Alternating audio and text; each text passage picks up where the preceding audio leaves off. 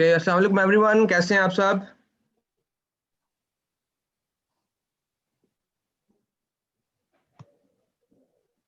कोई रिस्पांस नहीं। क्या आप मुझे सुन सक रहे हैं सब लोग? वालेकुम अस्सलाम साहब।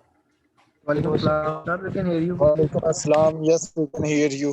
Okay okay, I just want के हमारी टेक्नोलॉजी ठीक काम कर रही है and I just want you guys to be interactive today because जितना हम क्लासरूम एनवायरनमेंट इसको बनाएंगे और जितना इसको हम इंटरैक्टिव रखेंगे वो that is beneficial for all of us because obviously एक फिजिकल क्लासरूम और एक इलेक्ट्रॉनिकली वर्चुअल क्लासरूम में डिफरेंस तो है but we can ourselves make it more interactive और उसकी जो लिमिटेशंस हैं वर्चुअल क्लासरूम की उसको हम ओवरकम कर सकते हैं। अच्छा, now quickly jumping towards the today's session. आज हम फोकस करेंगे अपनी माइक्रोसॉफ्ट एक्सेल की बेसिक्स पे और before I hand over the session to Awais Jahangir, मैं ये कहना चाहूँगा कि एक्सेल जो है that is a very important tool in the life of a finance person because जिस तरीके से आईटी के लोग डिफरेंट लैंग्वेजेस सीखते हैं just like C plus plus Java, जिन टूल्स के थ्रू वो अपने सारे जो है वो कोडिंग वो सब चीज़ें परफॉर्म करते हैं, इसी तरीके से माइक्रोसॉफ्ट एक्सेल जो है that is the most powerful tool for finance professional and accounting professional. तो जितनी जल्दी आप इस टूल को ग्रिप कर लेंगे ना, आप अपने करियर को उतना क्विकली एक्सेलरेट कर सकते हैं। जितना फास्ट आप इसमें परफॉर्म करेंगे, जितना जल्दी इसको ग्रैस्प कर लेंगे, आप अपने पीयर से आगे निकल सकते हैं और उसी तरीके से आप अपनी प्रोडक्टिविटी बेहतर कर सकते हैं, अपनी एफिशिएंसी बेहतर कर सकते हैं बिकॉज ऑफ दिस टूल। और मैं अगर अपने करियर को रिकॉल करूं तो आई रिमेम्बर जिन स्टूडेंट्स ने जिन बच्चों ने एक्सेल बहुत जल्दी सीखा, वो अपने सीनियर्स की नज़र में थे कि यार ये लड़के तेज़ हैं, ये बच्चे तेज़ हैं और इन्होंने जो है वो अपना जो आउटपुट है वो अपना टास्क जल्दी परफॉर्म कर लेते हैं। तो दैट्स वाई एक तो जो हमारे शॉर्टकट्स मैंने कल आपसे शेयर किए थे, तो I would encourage all of you कि आप उन शॉर्टकट्स को प्रैक्टिस करें डेली ताकि माउस के बगैर आप एक्सेल चला सकें, कीबोर्ड शॉर्टकट से आप एक्सेल को यूज़ करें और साइड बाय साइड अवैस की जो टिप्स हैं, अवैस की जो चीज़ें हैं वो भी आपको हेल्प आउट करेंगी। तो again Excel is a very important tool और आज ऑल तो हम बेसिक्स कर रहे हैं लेकिन इन बेसिक्स को ही आप सीख के टुवर्ड्स एडवांस सेशन जा सकते हैं, एडवांस स्किल्स को सीख सकते हैं। तो these basics are actually the building blocks. तो डू प्रैक्टिस देम और इनको जो है वो आप सीखें। Now I would formally hand over the session to Awais. Awais, over to you. Thank you, sir. Assalamualaikum, everyone. Welcome to all of you our first session of Excel Basics. हमारे अपने programme layout में तो इस तरीके का प्लान था कि हम लोग एक सैटरडे का सेशन रखा करेंगे सॉफ्ट स्किल्स पे और संडे का एक्सेल पे, बट आई इंसिस्टेड साथ कि मैं कुछ एक्सेल की बेसिक्स कवर करना चाह रहा हूँ ताकि मीनवाइल जब हम आगे एडवांस की तरफ जाएं तो हमारे पास कोई एम्बिग्विटी बाकी ना रहे या कोई ऐसे जो हमारे साथ पार्टिसिपेंट्स हैं जो कि बिल्कुल न्यू हैं या फ्रेश हैं वो अपने आप को जो है ना लेफ्ट आउट ना फील कर रहे हो। सो आज का जो स्पेसिफिक सेशन है वो एक्सेल की बेसिक्स लेआउट के ऊपर और एक्सेल के जो बेसिक स्ट्रक्चर है, बेसिक प्रोग्राम स्ट्रक्चर है उसके ऊपर है। ठीक है, हम उन चीज़ों को सबको गो थ्रू करेंगे। साथ मैं अपनी स्क्रीन शेयर कर रहा हूँ, आई गेस कि इस टाइम स्क्रीन विजिबल है।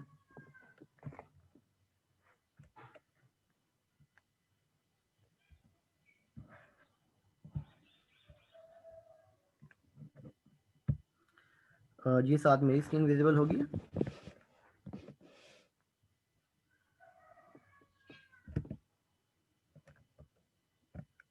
साथ कैन यू हियर मी?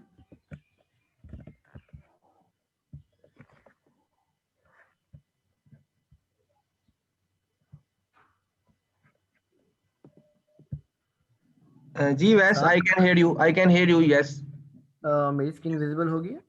जी होगी है। बाकी पार्टिसिपेंट्स भी अपना फीडबैक शेयर कर दिया करें क्विकली ताकि इंस्ट्रक्टर Yes, को share. आपके साथ कनेक्ट करने में आसानी रहे बिकॉज हमें एक दूसरे के साथ कनेक्ट करते हुए आगे चलना है। Yes, Yes, screen is shared. Okay, अच्छा Connected है sir. सबसे पहले मैं आता हूँ हमारे जो एक्सेल का स्प्रेडशीट जो उसका बेसिक स्ट्रक्चर क्या है। हम लोग एक चीज़ मैं और बता दूं साथ साथ कि मैं कुछ जगहों पे, क्योंकि हम लोग बिल्कुल यूज़ टू हो गए हैं, बहुत कम जगहों पे हम लोग पॉइंटर यूज़ कर रहे होते हैं, माउस बहुत कम यूज़ कर रहे होते हैं, तो बार बार किन जगहों पे मैं आपको नज़र आऊँगा शायद कोई शॉर्टकट यूज़ कर रहा हूँ। तो मेरी कोशिश तो ये होगी कि मैं साथ में अल्टरनेटिवली मैं माउस भी यूज़ करूँ, और जो शॉर्टकट मैं यूज़ करूँगा मैं साथ साथ बार बार आपको बताता रहूँगा, ताकि एक ड्रिल डाउन हो जाए आपके एंड पे भी। कि मिसाल के तौर पे मैं जैसे क्विकली, जैसे मैंने ये एक रो सेलेक्ट कर लिया है, या मैंने क्विकली एक कॉलम सेलेक्ट कर लिया है, ये रो सेलेक्ट किया तो मैंने शिफ्ट और स्पेस बार का बटन प्रेस करके रो सेलेक्ट किया है, या कॉलम सेलेक्ट किया है तो कंट्रोल और स्पेस बार का बटन प्रेस करके कॉलम सेलेक्ट किया है। तो मैं मुख्तलिफ मोस्ट लाइकली यूज़ करता रहूँ, लेकिन मैं साथ साथ आपको बता भी दूंगा कि मैं कौन सा शॉर्टकट यूज़ कर रहा हूँ, ताकि आप लोगों के भी with the passage of time इस चीज़ के लिए ड्रिल डाउन हो जाए। इसकी बहुत इंपॉर्टेंट है, बहुत इंपॉर्टेंस है एक्सेल की शॉर्टकट्स की, क्योंकि आप माउस के साथ, या जो मतलब आपके पास लैपटॉप्स हैं उनके पास माउस पैड्स के ऊपर आप कोई भी चीज़ इतनी क्विकली नहीं कर सकते जितने आपको हैंडी एक्सेल के शॉर्टकट्स रहेंगे। अभी साथ ग्रुप में किसी ने कहा था, अभी मैसेज आया हुआ था हमारे पास कि एक्सेल की जो वो शॉर्टकट्स हैं शेयर नहीं हुए हुए, किसी एक आध के साथ, तो एक दफ़ा दोबारा शेयर कर दीजिएगा। I will manage that. अब बस आप सेशन पे फोकस करें, मैं ठीक है। चैट बॉक्स को मैनेज कर रहा बाकी हूँ आप। बाकी उसके बाद सेकेंडली अब मैं स्टार्ट करता हूँ कि हमारा जो बेसिकली एक्सेल का जो स्ट्रक्चर इस तरह से है कि जिस टाइम आप लोग एक एक्सेल की जेनेरिक फाइल जब आप ओपन करते हैं, ठीक है, जो बिल्कुल फ्री फ्रॉम एनी डाटा होती है, वो हमारे पास, उसको हम एक वर्कबुक कहते हैं, ठीक है। हम अपने सेशंस में मुख्तलिफ टर्मिनोलॉजीज यूज़ करेंगे, तो मैं चाह रहा हूँ कि वो टर्मिनोलॉजीज आपसे पहले शेयर कर लूँ, ताकि आप we could be on same page. मैं अगर आपको कहूँ वर्कबुक या वर्कशीट या सेल रेफरेंस, तो आप लोग बिल्कुल इसे फॉलो कर रहे हो। हमारे पास एक्सेल की जो एक फाइल होती है दैट इज़ कॉल्ड वर्कबुक, जिसका एक जेनेरिक फॉर्मेट होता है .xlsx। आप कोई भी अपनी वर्कबुक देखेंगे एक्सेल की, तो उसके एंड पे .xlsx उसकी एक फाइल रेफरेंस आ रहा होगा, ठीक है। फाइल बेसिकली फाइल नेम होती है, वो फाइल टाइप है। इसके अलावा कुछ और भी फाइल टाइप्स हैं, जिसमें XLSB है, XLSM है।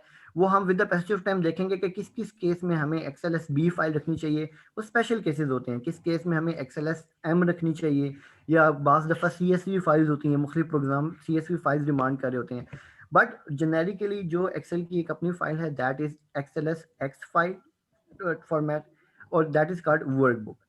जब आप एक एक्सेल की वर्कबुक को ओपन करते हैं, देन यू फाइंड लो, अगर आपको मैं ये मेरे पॉइंटर से भी आप लोग देखेंगे, ये these are called Excel worksheets, ठीक है।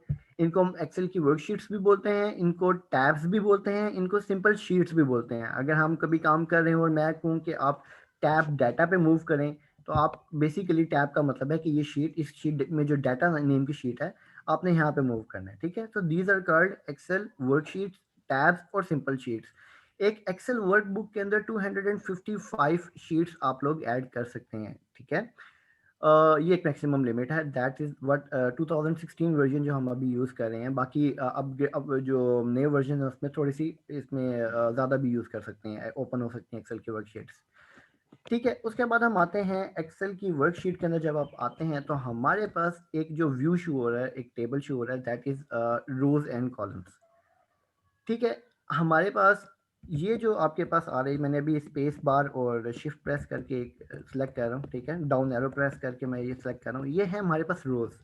रोज का रेफरेंस हमारे पास 1 2 3 4 5 नंबर से हमारे पास रेफरेंस के रोज आ रहे हैं। मैं अगर आपसे कहूँ कि यार आप 15 नंबर रो को सिलेक्ट करें, that is the 15 row. then the columns are defined by alphabets A B C D, these are the columns, ठीक है। और हमारे पास एक्सेल के अंदर तकरीबन 1 मिलियन के करीब रोज हैं, 1048, और जो कॉलम्स हैं दैट आर समवेयर अराउंड 16,000 हमारे पास कॉलम्स होते हैं एक एक्सेल की शीट के अंदर, ठीक है। इन दोनों की रोज और कॉलम्स की जो इंटरसेक्शन है, जो क्रॉस सेक्शन है, that is called a cell, ठीक है। आपके पास एक रो है, ठीक है, मैंने कंट्रोल स्पेस बार प्रेस करके एक पूरी की पूरी मैंने सेलेक्ट कर ली है रो, ठीक है। इस तरीके से मैंने स्पेस बार और शिफ्ट सेलेक्ट करके एक पूरा कॉलम सेलेक्ट कर लिया, ठीक है। इन दोनों का जो क्रॉस सेक्शन एरिया आ रहा है, ठीक है, इसको कहते हैं सेल। जैसे कि ये सब के सब एक सेल हैं। इस सेल का रेफरेंस होता है पहले alphabet and then the column number, then the row number. पहले कॉलम नेम और फिर रो नेम। अब इसमें कॉलम है L और रो है 7, तो इस सेल का रेफरेंस है L7, ठीक है। इसका ये रेफरेंस, ये आपके पास यहाँ पे रेफरेंस बॉक्स एक बना हुआ है, यहाँ पे भी शो हो रहा होता है कि अगर अभी आप जिस सेल पे प्लेस करें, ये आपका रेफरेंस नंबर है, ठीक है। मैं अगर आपसे कहूँ कि ये मैंने कंट्रोल Z प्रेस किया है एक जॉब को अनडू करने के लिए, जो मैंने 2 कलर हाईलाइट किए थे, कंट्रोल Z करके मैंने दोनों कलर्स को रिमूव कर लिया। एनीवेज, आपने यहाँ पे जिस भी अभी आप सेल पे आप एग्जिस्ट का प्लेस कर रहे हैं अपने पॉइंटर को या बॉक्स को, तो उसका रेफरेंस यहाँ पे विजिबल हो जाता है। ठीक है, आपने क्विकली अगर किसी रेफरेंस पे मूव करना है, लेट्स सपोज मैं आपको कहता हूँ जी के H12 पे मूव करें, तो आप यहाँ पे H12 लिख के एंटर करेंगे तो H12 पे भी मूव हो जाएगा, या मैनुअली भी यहाँ पे खुद से सिलेक्ट कर सकते हैं।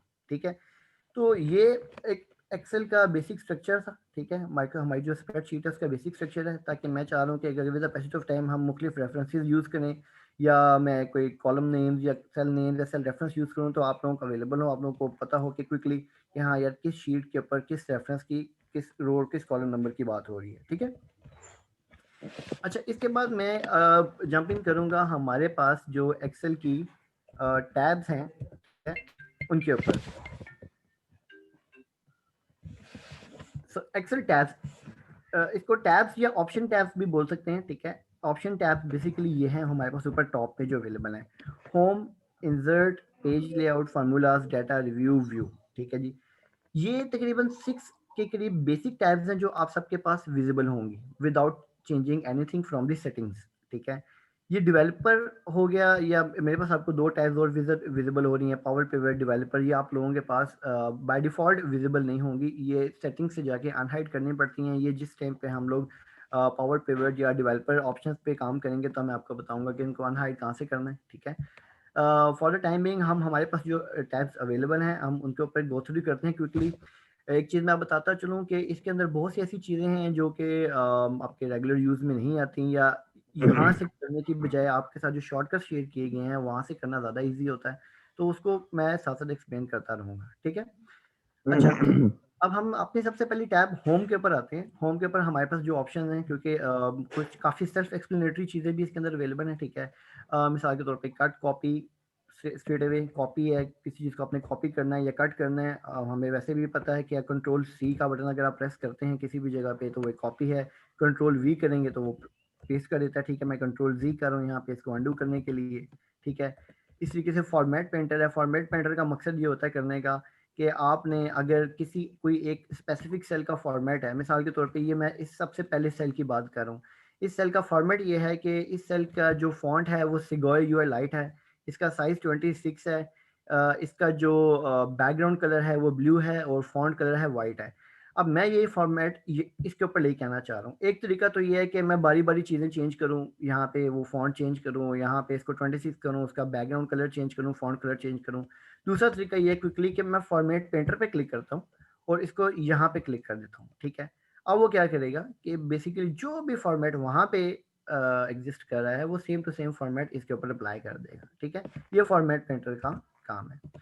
अच्छा, आगे आते हैं, ये हमारे पास मुख्तलिफ किस्म के फॉन्ट्स हैं। ठीक है जी, जो आप यूज़ कर सकते हैं, मोस्ट लाइक जो आप अपने ऑफिस एनवायरनमेंट में यूज़ करते हैं वो Calibri light, Times New Roman, Segoe, उसके अलावा वेंडाटा, उसके सॉरी वेडाना है, उसके अलावा मतलब कैम्ब्रिया है, कुछ ये फॉन्ट्स है, ये उसकी भी एक लिस्ट है जो कि बड़े एक प्रोफेशनल लुकिंग फॉन्ट्स है। मैं शेयर करूँगा आपसे, क्योंकि कई दफ़ा ये प्रॉब्लम होती है कि जो न्यू यूज़र्स होते हैं वो कुछ ज़्यादा ही व्हाट यू कैन से कुछ स्टाइलिश किस्म के फ़ॉन्ट सेलेक्ट करते हैं, लेकिन ऑब्वियसली वो जो सीनियर मैनेजर्स हैं जो एक प्रोफेशनलिज्म को ज़्यादा फोकस करते हैं तो वो इस चीज़ को बड़ा हाईलाइट करते हैं। तो फ़ॉन्ट्स की 8-10 के करीब फ़ॉन्ट्स हैं, मैं इनके नेम्स ग्रुप पे शेयर कर दूँगा, जो कि एक प्रोफेशनल लुकिंग एक व्यू देते हैं, और वो आप कोशिश करें कि ज़्यादातर अपने पास यूज़ करें। ठीक है, बाकी इसके साथ साइज़ है, टेक्स्ट का साइज़ है, आपने कोई हेडिंग है, जैसे कि मैंने एक चीज़ को हेडिंग बनाया हुआ है, उसको मैंने साइज़ 26 दिया हुआ है, बाकी मेरे पास बुलेट्स हैं, इसको 16 दिया हुआ है, कुछ सब बुलेट्स होंगे इनको मज़ीद छोटा साइज़ कर सकते हैं।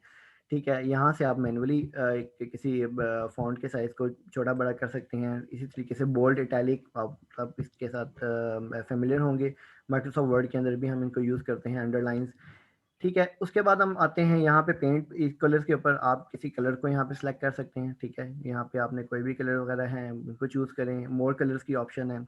इसके अंदर एक बड़े काम की चीज़ मैं आपको बता देता हूँ मोर कलर्स के अंदर, कि आपको कई मरतबा ऐसा होता है कि किसी ने कोई ख़ास स्पेसिफिक कलर यूज़ किया होता है किसी बैकग्राउंड में, अब वो किसी ने उस कलर को जो है ना एक मैनुअली सिलेक्ट किया होता है कलर स्कीम के ज़रिए। मिसाल के तौर पे कि यहाँ से किसी ने कोई रैंडमली कलर सेलेक्ट कर लिया, ठीक है, मैं यहाँ से एक ये कलर सेलेक्ट कर लेता हूँ, ठीक है। अब ये कलर सेलेक्ट कर लिया किसी ने, अब ये कलर आपकी फ्रंट की ग्रिड लाइन पे यूजुअली अवेलेबल नहीं होगा, ठीक है, क्योंकि ये बैक एंड से जाके हुआ है। अब आप इसको, एक तरीका तो ये कि आप चाह रहे हैं कि यही कलर आपने किसी और जगह भी लेके आना है, एक तो आप फॉर्मेट पेंटर से ऑब्वियसली कर सकते हैं, सेकेंडली आप इस कलर का RBG कोड होता है, ठीक है। अगर आप मोर कलर्स में आएंगे तो आपको यहाँ पे इसका RBG कोड मिलेगा, रेड ग्रीन ब्लू कोड मिलेगा, ठीक है। आपको कई दफ़ा होता है कि मुख्तलिफ जगहों पे आपने किसी कंपनी में काम कर रहे हैं, इस कंपनी का एक स्पेसिफिक लोगो है, लोगो के अंदर 1 to 2 कलर्स यूज़ हो रहे हैं, ठीक है। जैसे मेरी कंपनी है, उसका एक स्पेसिफिक कलर थीम है लोगो का, और हमारे ऑफिस के मुख्तलिफ टेम्पलेट्स में वो थीम यूज़ होता है। तो वो उन दो कलर्स के एक कोड हैं, वो अब मुझे कभी भी मैंने वो कोड याद रखे हुए हैं, ठीक है। 6 नंबर्स हैं टोटल जो मुझे याद रखने पड़े हैं, वो कहीं भी मैं जाके अप्लाई कर सकता हूँ। जैसे कि यहाँ पे RBG है 102 250 194, ठीक है। मैं यहाँ पे गया,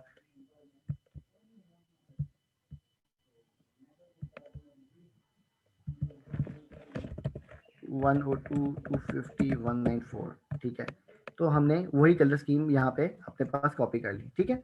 तो बेसिकली ये RBG कोड है, आपको एक छोटी सी टिप है, समझ लें, ये आपको बाद में भी काम आ सकता है कि किसी जगह पे अगर आपको कलर कॉम्बिनेशन अपने पास एक सेव रखना हो। उसके बाद आते हैं हमारे पास अलाइनमेंट के ऑप्शन है, ठीक है। टॉप बॉटम अलाइनमेंट है, लेफ्ट राइट अलाइनमेंट है, ठीक है। आपने जब भी किसी की तरीके से काम कर रहे होगे, क्योंकि हम लोगों ने एक जो चीज़ आप लोगों के साथ कोशिश करनी है कि आप लोगों को उसमें बहुत ज़्यादा अच्छे तरीके से इंगेज कर सकें, वो ये होगी कि हम लोगों ने फॉर्मेटिंग के ऊपर बड़ा फोकस करना है। होता क्या है कि हम लोग बहुत सारा डाटा मैनेज कर लेते हैं, कंपाइल कर लेते हैं, उसके ऊपर वर्कआउट भी कर लेते हैं, लेकिन उसकी प्रेजेंटेशन और फॉर्मेटिंग इतनी रफ रखते हैं कि उसका एक बड़ा नेगेटिव इम्पैक्ट जाता है, और एक मीनिंगफुल जो इनसाइट्स मिलनी चाहिए वो हम ले नहीं पाते। इवन जो जब आप अपने रिपोर्टिंग हेड्स के साथ वो शेयर करते हैं, तो एक क्या नाम है, आप ये समझ लें कि वो एक मीनिंगफुल इंसाइट लेना चाहते हैं, वो उससे मिल नहीं पा रही होती, ठीक है। तो फॉर्मेटिंग के ऊपर हम काम करेंगे इंशाल्लाह। अभी भी मैंने मतलब एक अपने पास से आज के दिन भी हम एक वर्किंग छोटी एक प्रैक्टिस करेंगे छोटी सी फॉर्मेटिंग के ऊपर, और ये फॉर्मेटिंग का जो हमारा होगा हमारे हर सेशन के अंदर। ऑब्वियसली अब हम लोगों ने एक्सेल के अंदर रियल टाइम डाटा के ऊपर ही प्ले करना है, तो हम इसके अंदर रेगुलरली फॉर्मेटिंग के ऊपर भी ये सेशंस लेते रहेंगे इंशाल्लाह। सो दीज आर अलाइनमेंट्स कि आपने टेक्स्ट को कैसे अलाइन करना है, मिडल में अलाइन करना है, लेफ्ट में, या आपके पास एक सेल का साइज कॉलम साइज बड़ा है तो आपने इसको टॉप अलाइनमेंट करनी है, मिड में अलाइन करना है, या बॉटम अलाइनमेंट करनी है, ठीक है।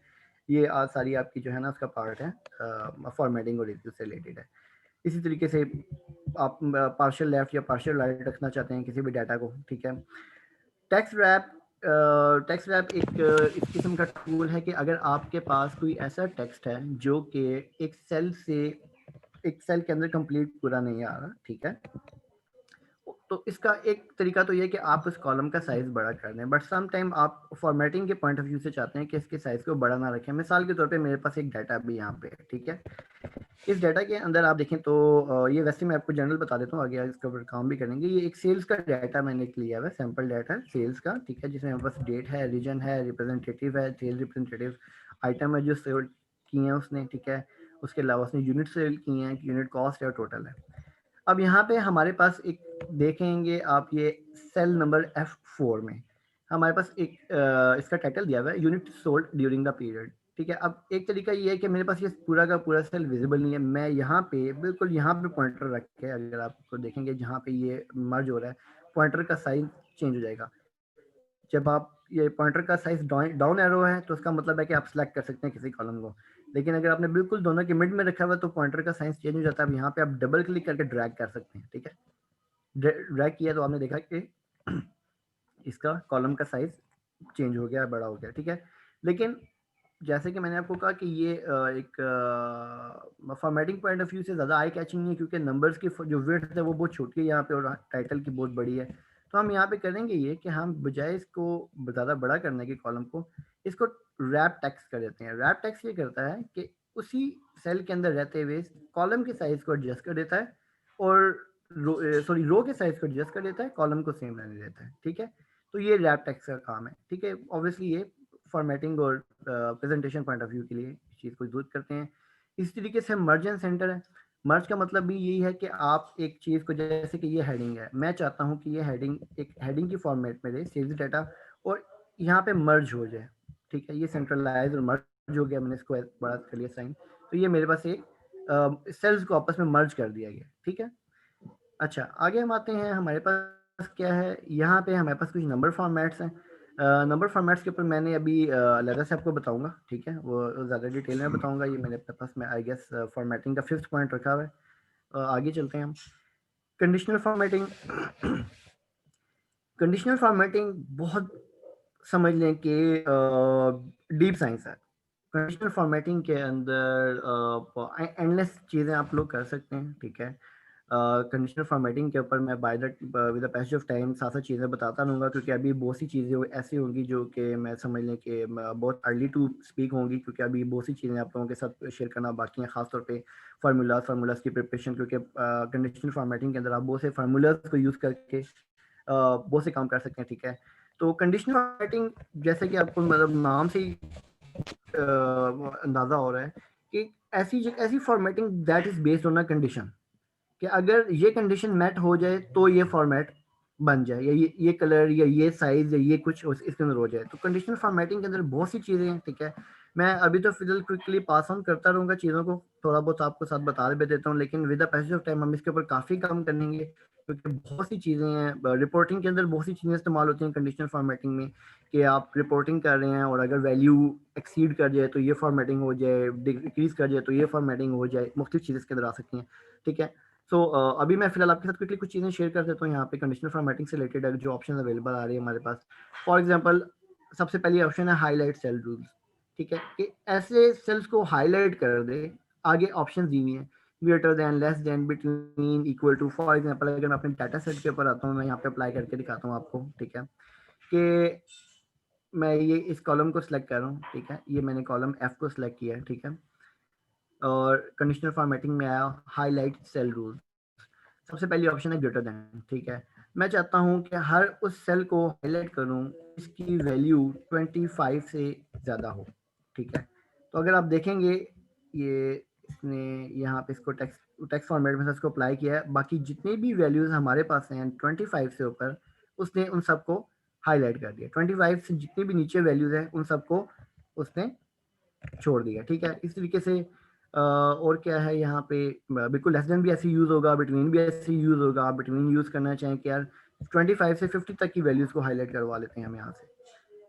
कंडीशनल फॉर्मेटिंग हाईलाइट बिटवीन 25 से 50।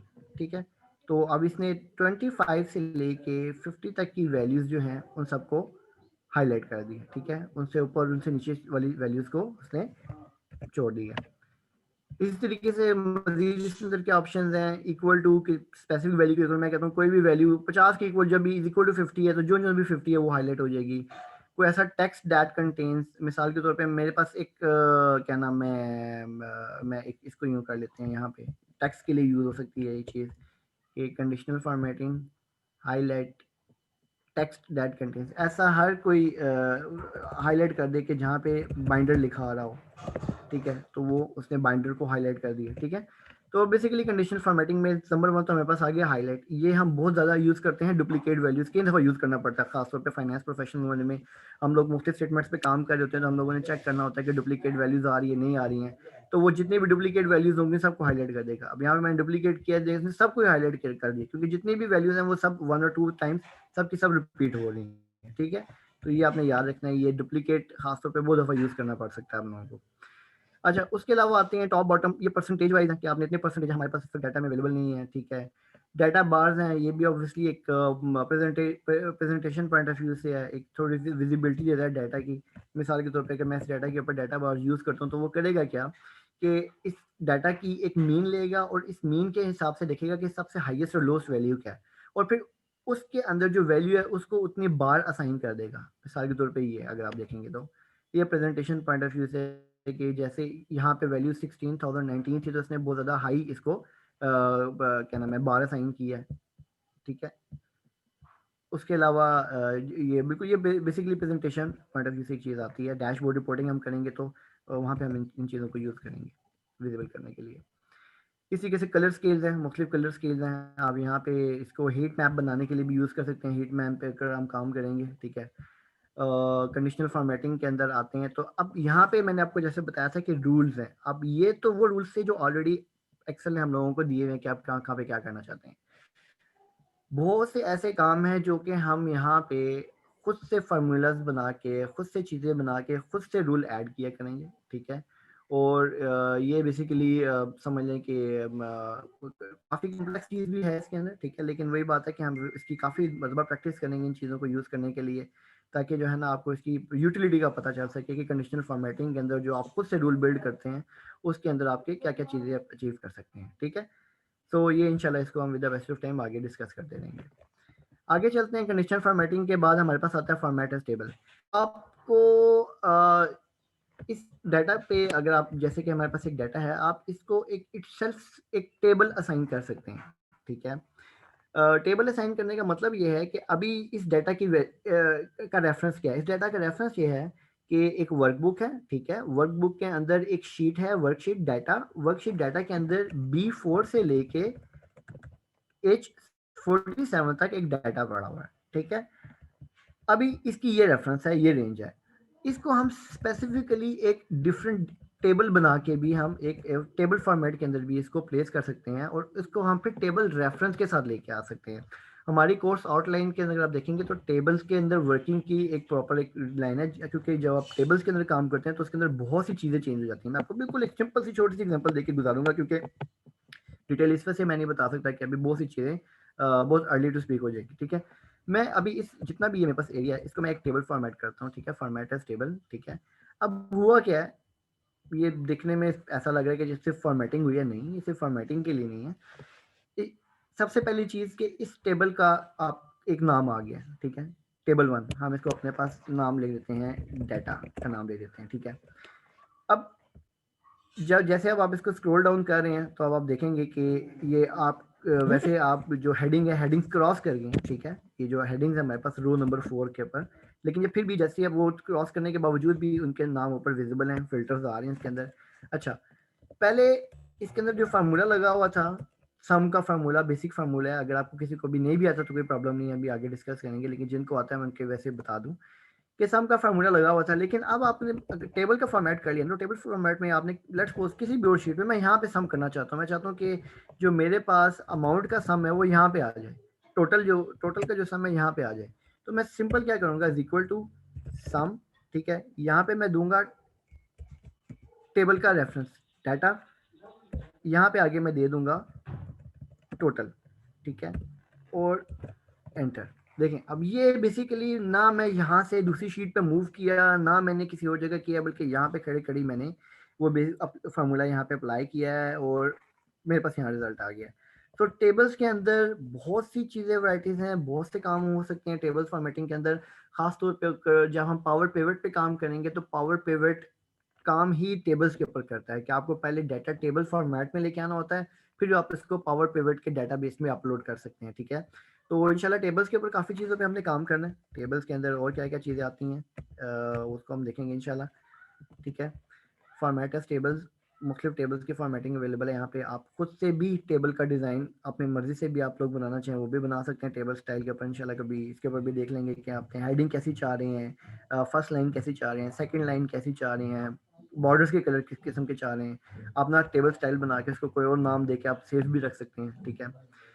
आगे आते हैं सेल स्टाइल्स के ऊपर। बेसिकली सेल स्टाइल्स हैं, मुख्तलिफ किस्म के स्टाइल्स अवेलेबल हैं बिल्ट इन। आप खुद से भी कोई स्टाइल देना चाहें दे सकते हैं, ऑलरेडी अवेलेबल भी हैं स्टाइल्स, ठीक है। बाकी आते हैं तो हमारे पास इंसर्ट, डिलीट और फॉर्मेट की ऑप्शन हैं। बेसिकली ये सारी ऑप्शन वो हैं जो कि आप जिनके लिए आपको शॉर्टकट दिए गए हैं, ठीक है। इंसर्ट सेल्स हैं, मैं आपको एक क्विकली थोड़ा बहुत शॉर्टकट के थ्रू बताता रहता हूँ कि मिसाल के तौर पे मैं चाहता हूँ कि यहाँ पे मैं एक रो इंसर्ट करना चाहता हूँ, ठीक है। अब मैंने सबसे पहले रो सेलेक्ट कर लिया, शिफ्ट स्पेस बार प्रेस करके।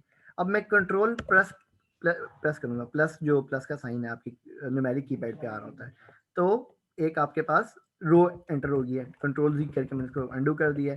इस तरीके से मैं चाहता हूँ कि इस कॉलम के अगेन अंदर सेंटर में यहाँ पे H से पहले एक कॉलम ऐड करना है, ठीक है।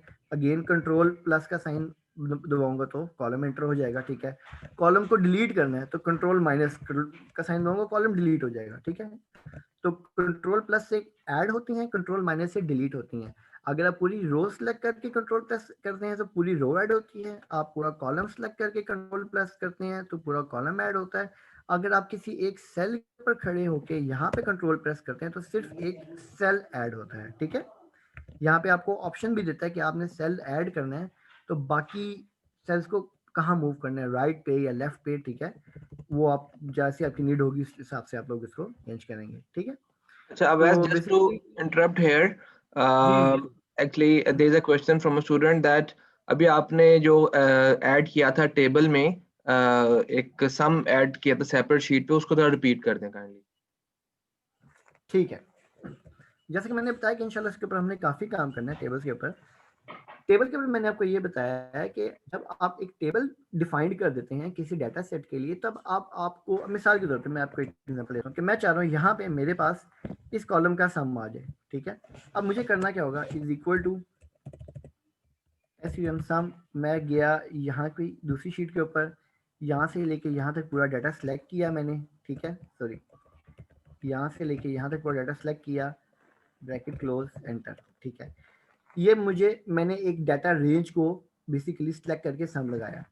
लेकिन अगर मैंने इसको टेबल फॉर्मेट किया हुआ है, ठीक है,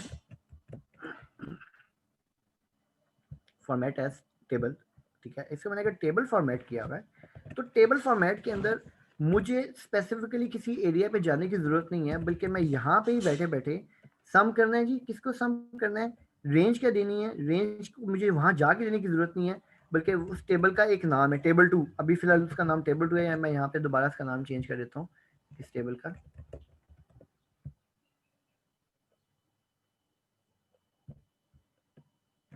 डाटा नाम रख देते हैं, ठीक है।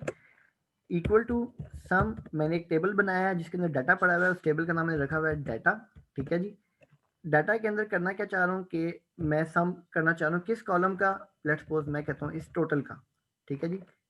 टोटल का मैं सम करना चाहता हूँ, और ये वाली ब्रैकेट, ये बेसिकली टेबल्स के अंदर थोड़ा सा फार्मूलाज को यूज करने का भी डिफरेंस है, ठीक है। वो हम इसके ऊपर डिस्कस करेंगे जब हम टेबल्स के ऊपर डिटेल बात करेंगे। इसके फार्मूलाज भी थोड़े से डिफरेंट हैं इनको यूज करने के लिए, इनको रेफरेंस करने के लिए बेसिकली, ठीक है, ब्रैकेट क्लोज। तो अब आप देखें कि मुझे इन दोनों फार्मूलाज के अंदर आपको डिफरेंस भी नजर आ रहा होगा, ठीक है।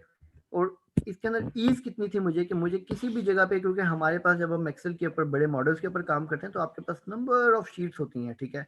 तो आप पूरी शीट्स में वॉक थ्रू करें और फिर अपने डाटा पे पहुंचे और डाटा को रेफरेंस दे, उसके बजाय अगर आप टेबल्स के अपने वर्किंग लेके चल रहे हैं तो आपको यहीं पे इसी शीट पे बैठे बैठे उस टेबल का रेफरेंस दे और उसके स्पेसिफिक कॉलम का रेफरेंस दे और आप वहाँ पे फार्मूला अप्लाई कर सकते हैं। तो ये बेसिकली टेबल फॉर्मेटिंग के अंदर काम करने की एक आसानी है। Okay Awais, I would jump in here, एक जस्ट एक तो कंट्रोल ही करें काइंडली। अच्छा, इसमें एक जो मेरे ख्याल चैलेंज आ रहा है ना समझने में, इसको जरा आप F2 करें जरा टेबल वाले को, इसमें जरा डिलीट करें टोटल का वर्ड, टोटल को डिलीट करें, हाँ डिलीट कर दें सारा जी। अच्छा यहाँ पे देखें जो आपके पास ये नाम आ रहे हैं ना, ऑर्डर डेट, रीजन, REP, बिल्कुल आइटम, यूनिट सोल्ड, यूनिट बिल्कुल कॉस्ट, टोटल, ये सब वो हेडिंग्स हैं जो जो टेबल के टॉप पे आ रही हैं। अब अगर आप टेबल पे बिल्कुल जाएं ऐसे ही, वापस, बिल्कुल ऐसे ही, बिल्कुल वापस ऐसे ही। जरा काइंडली वापस जाएं जरा उस डेटा पे इस जाएं टेबल के वापस। अंदर आपने किस कॉलम को बेसिकली, ये तो जिस जो भी जी कॉलम्स जी आ रहे मैं हैं वो आगे की तरफ, ऑटोमेटिकली वहां पॉपुलेट कर दिए हैं उसने, ठीक है। अब एग्जैक्टली क्योंकि टोटल का जो कॉलम है हम इसका सम लेना चाह रहे हैं, तो इस हमने इस टोटल को वहां सेलेक्ट किया और उसने फिर इस कॉलम का हमें जो है वो सम प्रोवाइड कर दिया। मेरा ख्याल है बिल्कुल यहाँ ऐसे से ही, शायद बिल्कुल थोड़ी ऐसे ही। चीज लिंक करने में प्रॉब्लम आ रही थी, आई थिंक अब क्लियर हो गया होगा। अदनान, जी आप हाँ बिल्कुल, बताएं, ये not, is basically it clear सारे नाउ? के सारे जितनी भी फील्ड के हेडर्स हैं वो सब के सब पॉपुलेट कर देता है। आप यहाँ पे खुद से सिलेक्ट कर सकते हैं कि आपको बेसिकली कौन सा कॉलम आपको यहाँ पे चाहिए। जैसे कि मैंने आपको यहाँ पे दिखाया भी था कि अब हम लेट्स सपोज यूनिट कॉस्ट का लेते हैं, तो यूनिट कॉस्ट को आप एंटर करेंगे तो यूनिट कॉस्ट का सम आपको यहाँ पे दे देगा, मतलब जो सा भी आपको कॉलम में चाहिए होगा आपको वो साइड में दे देगा, ठीक है। बाकी साथ इसको हम लोगों ने अपने पास रखा हुआ है अपनी डिटेल लिस्ट के अंदर या टेबल फॉर्मेटिंग के अंदर काम करने के लिए, क्योंकि टेबल्स के अंदर और भी बहुत सी पॉसिबिलिटीज हैं जो कि आप लोग कर सकते हैं। तो इंशाल्लाह हम इसके ऊपर डिटेल डिस्कशन भी करेंगे। ठीक है, सो मैं shall I proceed? Yes, continue. Okay, so basically मैं आपको बता था कि इंसर्ट और डिलीट, इंसर्ट सेल करना, डिलीट करना सेल्स, आपको शॉर्टकट्स भी मैंने बता दिए, ठीक है। कंट्रोल प्लस और कंट्रोल माइनस कर सकते हैं, ठीक है। बाकी फॉर्मेटिंग है, फॉर्मेटिंग के ऊपर ये रो हाइट और रो साइज, कॉलम विड्थ, ठीक है ना, शीट के नेम, रीनेम, हाइडिंग, शीट से रिलेटेड हम लोगों ने भी, मैंने 5th पॉइंट रखा हुआ है कि एक्सेल की जो शीट्स हैं उनकी हाइडिंग, रीनेमिंग और सुपर हाइड किस तरीके से करना है, वो भी मैं आपके साथ अभी शेयर करूँगा, ठीक है। बाकी फ़िल्टर एक बहुत इंपॉर्टेंट चीज़ है, आई डोंट नो, क्योंकि मेरे लिए जब बिल्कुल मैं एक्सेल जब बिगिनर था एक्सेल इस्तेमाल करने में, तो फ़िल्टर ऐसी एक छोटा सा टूल था जो कि मेरे लिए बहुत हेल्पफुल था। आप मतलब बहुत सी चीज़ें क्विकली चेक कर सकते हैं, ठीक है, फ़िल्टर के थ्रू। अब यहाँ पे मैं फ़िल्टर अप्लाई करके आपको दिखाता हूँ। सबसे पहले आपने पूरे डाटा को सिलेक्ट करना है, ठीक है, डाटा को सिलेक्ट करना है। अच्छा, डाटा की सिलेक्शन और नेविगेशन ये बहुत इंपॉर्टेंट चीज़ है, ठीक है। ये हमने पॉइंट 4 रखा हुआ है, मैं फिलहाल डाटा सिलेक्ट करके मैं आगे पास ऑन कर रहा हूँ। 4th नंबर पॉइंट पे आऊँगा तो आपको डिटेल बताऊँगा, ठीक है। मैं डाटा सिलेक्ट किया, ठीक है, और यहाँ पे मैंने इसको फ़िल्टर आउट कर लिया, ठीक है। एक दो दोबारा मैं इसको क्या नाम है, कंट्रोल जी करके एक और चीज़ बता दूं कि कंट्रोल एल ये शॉर्टकट की है, ठीक है। आपके पास जो शॉर्टकट की आपको प्रोवाइड की हुई है लिस्ट के अंदर भी आपको होगा, कंट्रोल शिफ्ट और एल ये बटन दबाएंगे तो ये सारे सारे फिल्टर लग जाएंगे। फिल्टर कैसे पता चला लग गए हैं कि ये छोटे छोटे एरोज बेसिकली यहाँ पे विजिबल होना स्टार्ट हो गए, ठीक है। अच्छा, फिल्टर्स के अंदर ये है कि आप कहते हैं जी कि मुझे सिर्फ आप जोन्स रिप्रेजेंटेटिव है वो बताएं कि उसकी कितनी सेल है, ठीक है। हम यहाँ आपसे अगर को पूछा जाता है कि जोन्स की सेल्स कितनी है खाली, तो आप क्या करेंगे, यहाँ के इधर ड्रॉप डाउन पे गए, यहाँ पे आपने लिखा जोन्स, ठीक है। तो अब आपके पास जोन की पूरी सेल्स आ गई है, ठीक है। तब भी आप सिलेक्शन को किसी सेलेक्ट करते हैं तो उससे रिलेटेड कुछ इन्फॉर्मेशन यहाँ पे ना इस बार के अंदर नजर आ रही होती है, ठीक है। तो आप चेंज भी कर सकते हैं, इसमें खुद भी मजीद ऑप्शंस पैदा कर सकते हैं, ठीक है। बट बाय डिफॉल्ट यहाँ पे 3 चीजें आ रही होती हैं। एक आपकी सिलेक्शन का सम, आपकी सिलेक्शन का काउंट और आपकी सिलेक्शन का एवरेज, ठीक है। यहाँ पे अगर मैंने जो सिलेक्ट किया हुआ है जोन्स का, ठीक है, इसके अंदर ये बता रहा है कि ये जो टोटल एरिया है ये इसका सम 396 है। जो यूनिट सेल की है दैट 96 यूनिट सेल की है और उस ऐसे ही वो 2304 इतनी इसकी सेल्स हैं। आपसे क्या कहता है कि जो कि सिर्फ पेंसिल सेल बताने कितनी है, तो आप यहाँ क्या करें कि को अनचेक करें, ठीक है, और यहाँ पे आप लेट्स सपोज सिर्फ पेंसिल सेलेक्ट कर लें, तो आपको पता चल जाएगा कि जोन्स की सिर्फ पेंसिल की जो सेल है वो 360.7 है, ठीक है। इसका यहाँ पे एक सम फार्मूला है, एक फार्मूला होता है सब टोटल का जो कि फिल्टर्ड एरिया का टोटल बताता है। वो जब हम अपने फार्मूलाज के एरियाज को देख रहे होंगे तब आपके साथ में शेयर करूँगा, ठीक है। एनीवेज आपने फिल्टर क्लियर करना है, ठीक है। अच्छा, मैं फिर भी बात आपको बता चलूँ कि अभी मैं तो ये कुछ चीज़ें पॉइंटर से कर रहा हूँ, लेकिन इसका ज़्यादा इजी वे आउट है शॉर्टकट्स के थ्रू, ठीक है। आपने जब भी कोई फिल्टर ओपन करना है, अभी फिल्टर ओपन करा था, यहाँ पे क्लिक करके इसका शॉर्ट और डाउन एरो प्रेस करेंगे तो आपके पास, ठीक है। यहाँ पे कई चीज़ों पे जो अंडरलाइन लिखा हुआ आ रहा था ना, एस के अंडर अंडरलाइन है, ओ अंडरलाइन है, टी अंडरलाइन है, ये बेसिकली शॉर्टकट्स हैं, ठीक है। शॉर्टकट कीज बताएगी कि अगर आपने क्लियर करना है तो मैं यहाँ पे अगर सी प्रेस कर देता हूँ, ठीक है, तो ये फिल्टर क्लियर हो जाएगा। मैं यहाँ पे आया, ऑल्ट डाउन एरो प्रेस किया और दोबारा सी प्रेस किया तो फिल्टर क्लियर हो गया, ठीक है। तो बेसिकली ये हमारे पास फिल्टर्स हैं, इसके अंदर मल्टीपल आप और आप काम भी कर सकते हैं। आप सॉर्ट करना चाहते हैं, A to Z सॉर्ट कर लिया आपने, ठीक है जी, Z to A सॉर्ट कर लिया आपने। अगर डेट्स पे हैं तो स्मॉलेस्ट टू लार्जेस्ट, और यहाँ पे भी ये डेट फॉर्मेट नहीं हुआ, मैं फिर इसको for the timing date format कर देता हूँ, ठीक है। ये इसको ओल्डेस्ट टू न्यूएस्ट आ जाएगा, सबसे पहले ओल्ड आपके पास आएगी इन्फॉर्मेशन, फिर न्यू इन्फॉर्मेशन आएगी, फिर न्यूएस्ट टू ओल्डेस्ट आ गया, ठीक है। और इसके अंदर ऑप्शन आती है सॉर्ट बाय कलर, ठीक है, कि मिसाल के तौर पे अगर आपने किसी को एरिया को कलर दिया हुआ है, कुछ चीज़ों को आपने कलर दिया हुआ है, मिसाल के मैं कहता हूँ कि मैं यहाँ पे सेंट्रल जितना भी है इस सारे सेंट्रल वाले एरिया को कलर दे देता हूँ, ये कलर दे देता हूँ, ठीक है। अब क्या है कि मेरे पास बीच में वाइट आ रहे हैं, कलर्ड आ रहा है, फिर वाइट आ रहे हैं, तो मैं इसको सॉर्ट करता हूँ कलर्ड के हिसाब से, ठीक है। मैं आपको बता रहा हूँ, मैं बार बार पॉइंटर यूज़ नहीं कर रहा, मैं बेसिकली ऑल डाउन है और मैं डाउन एरो कीज यूज़ कर रहा हूँ, अप डाउन एरो कीज, और सॉर्ट बाय कलर दिस। अब इसने इसको कर दिए, सारे कलर्स को एक तरफ कर लिए पहले, फिर इधर ले आया, ठीक है। तो ये बेसिकली हमारे पास फिल्टर के अंदर कुछ चीज़ें हैं, ठीक है। आपके पास जब आप डेट के अंदर फिल्टर कर रहे होते हैं तो डेट के अंदर बहुत बड़ी आपकी डिटेल्स आ रही होती है, आप किस डेट के अंदर लाना चाह रहे हैं, this month, next, this week, tomorrow, after, between, काफ़ी डिटेल्स इसके अंदर अवेलेबल है। इंशाल्लाह with the passage of time इसकी वैसे बहुत सी चीज़ें इसके अंदर सेल्फ एक्सप्लेनेटरी, बट हम इंशाल्लाह इसको मज़ीद गो थ्रू भी करेंगे अपने जब रियल केस स्टडीज करेंगे। कस्टम फिल्टर्स हैं, कस्टम फिल्टर्स अवेलेबल हैं कि आप खुद से मज़ीद कोई चीज़ ऐड करना चाह रहे हैं, क्या डेट यहाँ से शुरू हो और यहाँ पे ख़त्म हो, इतने इस रेंज के अंदर जो भी डाटा है वो विजिबल कर दे, तो वो उस डेट रेंज को उठा के विजिबल कर देगा, ठीक है। अच्छा, उसके बाद हम आते हैं फिल्टर्स, और ये फाइंड एंड सेलेक्ट। ये बेसिकली फाइंड में आपके पास बता देता हूँ कि ये बहुत इंपॉर्टेंट चीज़ है, ठीक है। फाइंड हम ये चीज़ हम बहुत कम यहाँ से यूज़ करते हैं, ठीक है। ये इसके लिए भी हम लोग वो यूज़ कर रहे होते हैं कंट्रोल एफ। कंट्रोल एफ अगर आप प्रेस करते हैं तो आपके पास आ जाता है फाइंड के एरिया, कि आप क्या फाइंड करना चाह रहे हैं, ठीक है। मिसाल कंट्रोल एफ किया, फाइंड करना चाह रहा हूँ एंड्रयूज, तो वो एंड्रयूज कहाँ कहाँ पे भी आपको ले जाएगा, find next, find next, find next करते जाएंगे, आपको ले जाएगा। फाइंड ऑल करेंगे तो आपको पूरी लिस्ट बता देगा यहाँ कि एंड कहाँ कहाँ पर अवेलेबल है, ठीक है। आप कहते हैं जी कि फाइंड के बाद आप प्लेस कर दें कि एंड्रयूज जिधर भी है, एंड्रयूज की जगह वहाँ पे आप अवैस कर दें, ठीक है। बहुत इंपॉर्टेंट चीज़ें जो आपको वो करने के लिए मिलेगी।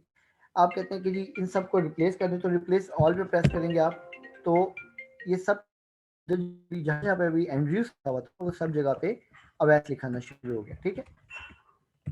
आप कहेंगे तो हम इसमें, ठीक है, अवैस, और जहाँ जहाँ भी एंड्रयूज था वहाँ पे अवैस आ गया, ठीक है। तो ये basically find and select control F के अंदर आती है ऑप्शन। इसके अंदर एक चीज़ और है, वो हमारे पास आ रही होती है कंट्रोल स्पेशल कंट्रोल्स के अंदर, कंट्रोल जी के अंदर आ रहे होते हैं, ठीक है। उसके अंदर कुछ चीज़ें हैं, वो बेसिकली मैं उसको बात के लिए इसको चलूँगा, क्योंकि उसके अंदर कुछ चीज़ें ऐसी हैं जो कि दोबारा जल्दी हो जाएगा बताना आप लोगों को। तो इंशाल्लाह जो गो टू स्पेशल है वो उसके ऊपर हम बाद में डिस्कस करेंगे जब हमारे पास कुछ केस स्टडीज अवेलेबल होंगी। अच्छा, ये था हमारे पास होम टैब, ठीक है।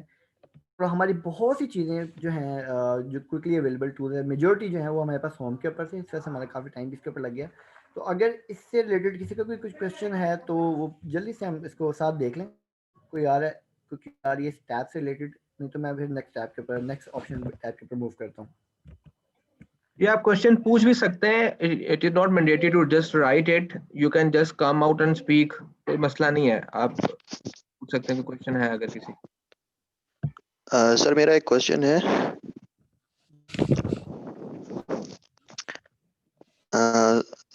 सर ये जो फाइंड है इसमें अगर हम लोग कोई स्मॉल लेटर, अगर हम लोग को जैसे कोई स्मॉल लेटर है वर्ड ना, कोई भी नाम या कुछ भी, और अगर हम लोग कैपिटल लेटर में उसको फाइंड करें तो वो उसको लेके आता है या नहीं लेके आता है? हाँ, जस्ट अच्छा ये। ना, मैं आपको बता देता हूँ, तो वो भी मैंने पूरा डिटेल मैंने सर्च किया था, मैंने कहा चलो अगर आप ये फाइंड में आएंगे तो फाइंड के बाद आपके पास यहाँ पे ऑप्शंस आ रही हैं, ठीक है। ऑप्शंस के अंदर ये है कि अब आपने मजीद स्पेसिफिक आपको क्राइटेरिया देना चाह रहे हैं, ठीक है, कि आप क्या चाह रहे हैं कि आपने जो चीज़ फाइंड करनी है वो इसी शीट के अंदर हो, नंबर वन। या तो आपको कई दफ़ा ऐसा भी हो सकता है कि आपने चीज़ फाइंड करनी है वो खाली इस शीट पे नहीं है, वो कहीं पे भी मौजूद हो सकती है, आपके पास डजन ऑफ शीट, ठीक है। अब एक तरीका तो ये है कि आप हर शीट पे जाएं, वहाँ पे कंट्रोल एफ लगाएं, दूसरी शीट पे जाएं कंट्रोल एफ लगाएं, तीसरी शीट पे जाएं कंट्रोल एफ लगाएं। उससे बेहतर ये है कि आप क्या करें, कंट्रोल एफ करें, ठीक है। ठीक है, ये यहाँ पे आमतौर पे कंट्रोल एफ करने पे यूजली ये वाली विंडो विजिबल होती है, ये ठीक है।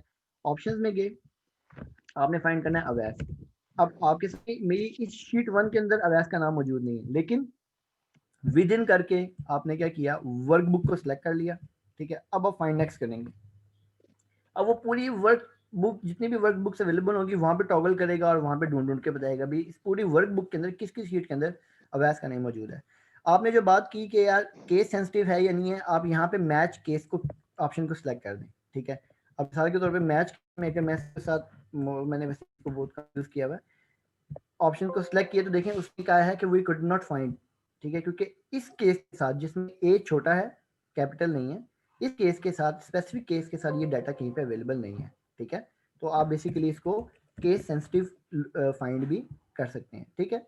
तो ये बेसिकली आपका क्वेश्चन था। इस तरीके से आपने कुछ स्पेसिफिक कलर के अंदर फाइंड करना है कि कलर यहाँ पे फॉर्मेट को भी सेट कर सकते हैं, ठीक, फॉर्मेट आप यहाँ सेलेक्ट कर, आपको वो ऐसा एवरेज फाइंड करके देगा, बैकग्राउंड कलर ब्लू हो या ग्रीन हो, whatever it is. Case sensitive भी यूज कर सकते हैं, पूरी वर्कबुक में भी फाइंड कर सकते हैं, और फॉर्मेट्स को देख के भी इसको फाइंड कर सकते हैं। यानी सर इसका मतलब ये कि मतलब ये फाइंड जो है वो केस सेंसिटिव है सकते हैं। सिंपल फाइंड जो है वो केस सेंसिटिव नहीं है, हाँ, जब तक आप इसको सिलेक्ट नहीं कर, अभी आपसे तो ओके आपको हर वो वैस ढूंढ के निकाल, चाहे वो स्मॉल लेटर्स में हो चाहे वो कैपिटल लेटर्स में, आप इस मैच के चेक करेंगे तो फिर आपको वही अवैस ला के देगा जो जैसा आपने यहाँ पे लिखा होगा। पहला ए कैपिटल है तो फिर ए कैपिटल वाला ही फाइंड करके देगा, ए वाला। ठीक है sir, okay, thank you. Anyone else?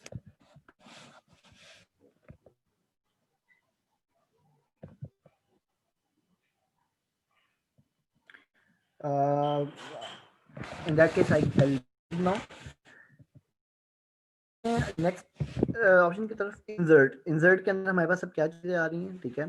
सबसे तो हमारे पास ये एरियाज हैं, ये बेसिकली पिवट टेबल्स के ऊपर है। हम लोगों ने पिवट टेबल्स के ऊपर पूरा एक सेशन रखा हुआ है, ठीक है। हमारे पास जो अगर आप देखेंगे जो सेशन डिटेल्स है वेबसाइट के ऊपर, तो इंशाल्लाह पिवट टेबल्स के अंदर बहुत डिटेल काम हम लोगों ने देखना है, बहुत सी चीज़ें देखनी है, ठीक है।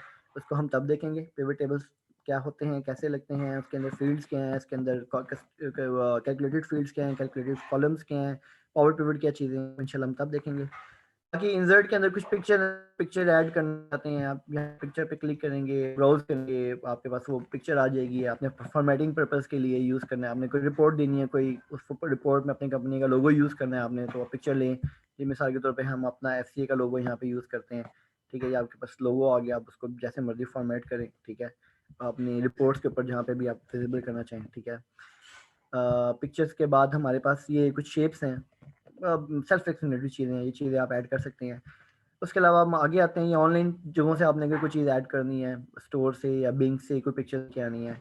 आगे ये वाला एरिया चार्ट्स क्या है, चार्ट्स के ऊपर हम लोगों ने बहुत डिटेल पूरे लेक्चर रखा हुआ है, ठीक है। चार्ट्स किस तरीके से हैं, इंटरेक्टिव चार्ट्स क्या हैं, चार्ट्स की कौन कौन सी टाइप्स हैं, किस किस्म के डाटा सेट के लिए कौन सा चार्ट फिजिबल रहेगा, कम्बिनेशन ऑफ चार्ट्स के हैं, एक ही चार्ट के अंदर अगर आपने रोज और कॉलम्स का और लाइन चार्ट मिक्स करना है या एरिया चार्ट मिक्स करना है, ठीक है। तो ये हम चार्ट्स के एरियाज में देखेंगे, डिस्कस करेंगे।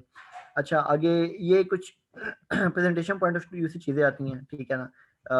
लाइन कॉलम, ये हम जब डैशबोर्ड रिपोर्टिंग कर रहे होंगे तो वहाँ पे हम इसको देखेंगे। एक मैं आपको जनरल वैसे छोटा सा एक ओवरव्यू दे दूँ।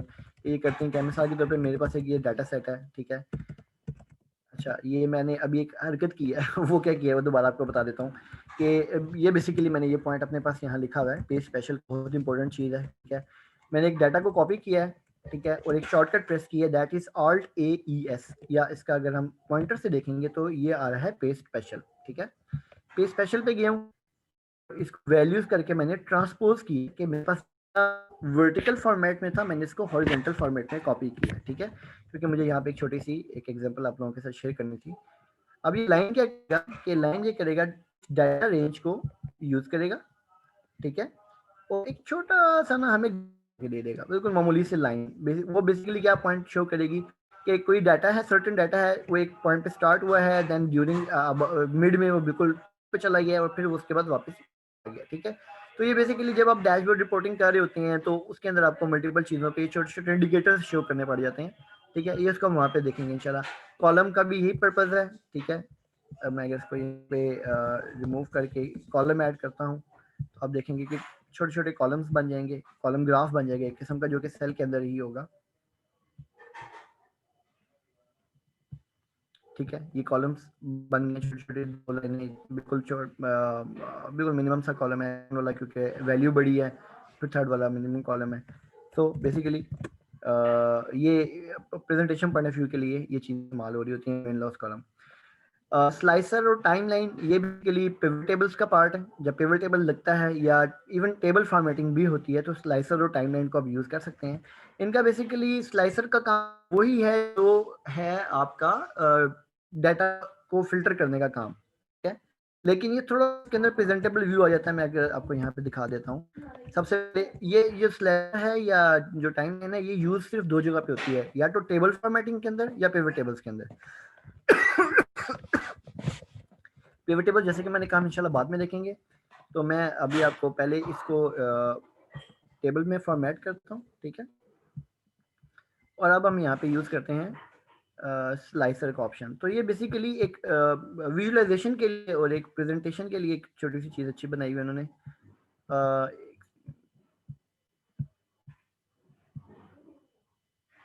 स्लाइसर, अब बेसिकली आप स्लाइसर किस चीज़ का बनाना चाह रहे हैं, ठीक है। मैं चाहता हूँ कि मैं एक रीजन के लिए स्लाइसर ऐड करना चाह रहा हूँ, ठीक है ना। मैंने रीजन के ऊपर सेलेक्ट करके एक स्लाइसर यहाँ पे ऑप्शन अपने पास ऐड कर लिया, ठीक है। ये छोटा सा मैंने एक स्लाइसर बना लिया, ठीक है, present just for presentation point of view के लिए ये चीज़ कि अब जिस बटन पे मैं क्लिक करूँगा तो मेरे सामने सिर्फ उस एरिया का डाटा विजिबल होगा, ठीक है। ईस्ट है तो सिर्फ ईस्ट विजिबल हो गया है, वेस्ट है तो सिर्फ विजिबल हो गया, ठीक है। मैं यहाँ पे क्लियर करता हूँ तो ये सारे के सारे डाटा फिल्टर साइड हैं। तो बेसिकली फिल्टर को थोड़ा सा समझ लें कि प्रेजेंटेबल फॉर्मेट में लेके आने के लिए एक स्लाइसर यूज़ होते हैं। बाकी डैशबोर्ड रिपोर्टिंग के अंदर स्लाइसर बहुत काम आते हैं, क्योंकि उसमें होता ये है कि स्लाइसर आपके डैशबोर्ड के फ्रंट पे होते हैं, डाटा बैक एंड पे होता है, और बैक एंड के डाटा के ऊपर से चार्ट्स और मुख्तलिफ चीज़ें लग के फ्रंट एंड पे आ रही होती हैं। और जब आप स्लाइसर यूज़ करते हैं तो सिर्फ चार्ट चेंज हो रहे होते हैं, डाटा बैक एंड पे चेंज हो रहा होता है। तो वहाँ पे स्लाइसर बेसिकली बहुत प्यारा टूल है प्रेजेंटेशन के पॉइंट ऑफ व्यू से। इसी तरीके से जो ये आपको सेकंड मैंने बताया टाइमलाइन वाला, टाइमलाइन बेसिकली यूज़ होता है। अच्छा, टाइमलाइन हम लोग आई गेस इसके ऊपर यूज़ लेट मी सी, नहीं, टाइमलाइन होगा ही पिवट टेबल पे यूज़। स्लाइसर आप यूज़ कर सकते हैं टेबल के ऊपर भी, लेकिन टाइमलाइन स्पेसिफिकली पिवट टेबल में यूज़ होगा, ठीक है। वो जब हम पिवट टेबल्स करेंगे तो वो हम उसको टाइमलाइन को भी देखेंगे कि वो क्या टूल है, ठीक है। अच्छा, वापस आते हैं, इसको मैं डाटा को दोबारा अपने पुराने फॉर्मेट में कर दूं, ताकि कंट्रोल जी मैं प्रेस कर रहा हूँ, ठीक है। मैंने मल्टीपल टाइम्स कंट्रोल जी प्रेस किया अभी। अच्छा, आगे आते हैं हाइपरलिंक। आपने कोई हाइपरलिंक देना है किसी एक टेक्स्ट पे, ये भी बड़ी काम की चीज़ है, कई दफ़ा बहुत हेल्प आउट हो जाती है इस चीज़ में, हाइपरलिंक में। ख़ासतौर पे आपने कोई ऐसी रिपोर्ट वगैरह बनाई है जिसके अंदर नेविगेशन मुश्किल है, लेकिन आपने जिस रिपोर्टिंग अथॉरिटी को शेयर करना है आप उसको वहाँ पे बता दीजिए कि ये यहाँ पे लिंक है, ठीक है। आपने वेब से कोई लिंक लगाना है, वेब से लिंक लगा सकते हैं। विद इन शीट को लिंक लगाना है, विद इन शीट लिंक लगा देते हैं। मिसाल के तौर पर मैं कहता हूँ यहाँ पे होम, ठीक है, होम होम है मेरी, लेट्स सपोज मैं कहता हूँ ये मेरी जो शीट है ये होम है, ठीक है। मैं मुख्तलिफ बहुत ज़्यादा मेरे पास राइट साइड पे शीट्स हैं, होम में जाने के लिए मुझे वापस घूम के पहली शीट पे आना है। तो बजाय इसके कि मैं यहाँ पे एक लिंक लगा देता हूँ, ठीक है। ये मैं गया लिंक के ऊपर, ठीक है, लिंक पे गया तो यहाँ पे मैंने लिखा सिलेक्ट की है प्लेस इन दिस डॉक्यूमेंट। तो ये जो ऑलरेडी डॉक्यूमेंट है इसमें होम की शीट में A1 के ऊपर ले जाए, ओके, ठीक है। अब क्या होगा कि मैं जब भी यहाँ पे क्लिक करूँगा या मैं एंड में जाके बेशक मैं 100 शीट्स हो जाए, मैं 100 शीट पे भी जाऊँगा और मैंने वहाँ पे अगर ये एक दफ़ा लिंक ऐड कर दिया होगा होम का, तो मुझे वन बाय वन बैक पे जाके नहीं आना पड़ेगा, बल्कि इसके ऊपर मैं एक दफ़ा क्लिक करूँगा तो ये मुझे होम के ऊपर ले आएगा, ठीक है। तो इसी तरीके से मैं यहाँ पे भी लिस्ट बना सकता हूँ कि डाटा या मल्टीपल शीट्स के मैं लिंक दे सकता हूँ कि मैं सिर्फ एक दफ़ा उनको लिंक सेट कर दूँ और क्लिक करूँगा तो मैं वहाँ पे डायरेक्ट उन शीट्स पे या उस जगह पे मैं पहुँच जाऊँगा। सेकेंडली यहाँ पे हम लोग वेब के लिंक्स भी दे सकते हैं, ठीक है ना। हाइपर लिंक अगर आप देंगे तो यहाँ पे आप वेबसाइट के लिंक भी दे सकते हैं। एग्जिस्टिंग फाइल फ्रॉम वेब है, आप यहाँ पे जो है वेब एड्रेस दे दें www.google.com, ठीक है। क्लिक करेंगे तो गूगल की वेबसाइट वो आप ओपन कर देगा। वो यूजली जो माइक्रोसॉफ्ट एक्सेल की अपनी जो इंटीग्रेशन होती है वो इनका जो माइक्रोसॉफ्ट का अपना एज है या इंटरनेट एक्सप्लोरर है वहाँ से ओपन करता है, लेकिन इसकी बैक एंड में सेटिंग्स में इंशाल्लाह वो किसी ने बताऊंगा। उसमें आप ब्राउज़र को चेंज भी कर सकते हैं कि अगर आप यहाँ पे क्लिक करें तो मोजिला पे या क्रोम पे ओपन करें। तो एनीवेज ये हाइपर लिंक है, इंशाल्लाह इसके ऊपर भी एक आधा फॉर्म कुछ थोड़ा बहुत वर्किंग करके आपके साथ शेयर करूँगा मैं। आगे आते हैं तो हमारे पास क्या है, टेक्स्ट बॉक्स है, हैंडल फुटर है। टेक्स्ट बॉक्स सिंपली आप कभी कोई ऐसी रिपोर्ट बना रहे हैं या खासतौर पे चार्ट बना रहे हैं, चार्ट के अंदर आप कई दफ़ा आपके पास इतनी अवेलेबिलिटी नहीं होती कुछ टाइप करने की, तो आप यहाँ पे टेक्स्ट बॉक्स क्लिक करके छोटा सा बॉक्स बनाएं और जो भी इसमें टाइप करना चाहते हैं टाइप कर लें। ये बेसिकली टेक्स्ट बॉक्स है आपका, ठीक है। आगे हम आते हैं तो हमारे पास हेडर फुटर है। हेडर फुटर को बेसिकली आपको कई दफ़ा होता है कि आपने कोई चीज़ यूज़ करनी है, बाद में प्रिंट्स लेने हैं, तो प्रिंट के लिए आपने हेडर एंड फुटर के अंदर कोई डाटा ऑलरेडी शेयर कर दें कि आप चाह रहे हैं कि हर प्रिंट पेज के हेडर पे ये इन्फॉर्मेशन आए, फुटर पे ये इन्फॉर्मेशन आए, आप इसको वहाँ पे यूज़ कर सकते हैं। ठीक है, इक्वेशन एंड सिंबल्स। अच्छा, ये बेसिकली जो इक्वेशन वाला एरिया है, ये that is not very much, I mean like हम लोगों के इतने काम की चीज़ नहीं है, क्योंकि ये ख़ासतौर पे मैथ्स और ट्रिग्नोमेट्री और इन चीज़ों के लिए बहुत ज़्यादा ये यूज़ हो रही होती हैं, इक्वेशंस को यहाँ पे विजिबल करके साथ उनके ऊपर वर्कआउट करने के लिए। तो इसको मैं समझूंगा कि हमारे लिए वो ख़ास नहीं है। सिम्बल्स कई दफ़ा आपको होते हैं कि कोई स्पेसिफिक सिम्बल्स आपको रिक्वायर्ड होते हैं जो कि आपकी कीबोर्ड्स के ऊपर वो विजिबल नहीं होते। बहुत से करेंसी के एक्सचेंज रेट्स हैं या बहुत से ऐसे नंबर्स हैं जो आपके पास विजिबल नहीं होते। तो अब यहाँ पे क्वेश्चन पे आएंगे या सिंबल्स पे आएंगे तो यहाँ पे आपको मल्टीपल सिंबल्स अवेलेबल होंगे। आप अगर आपने अपने एक्सेल की फाइल में यूज़ करना चाह रहे हैं तो कर देते हैं। ठीक है, so this was the insert tab. Insert की ऑप्शंस के अंदर अगर किसी का कोई क्वेश्चन है तो वो क्विकली अगर पूछना चाहे पूछ सकता है।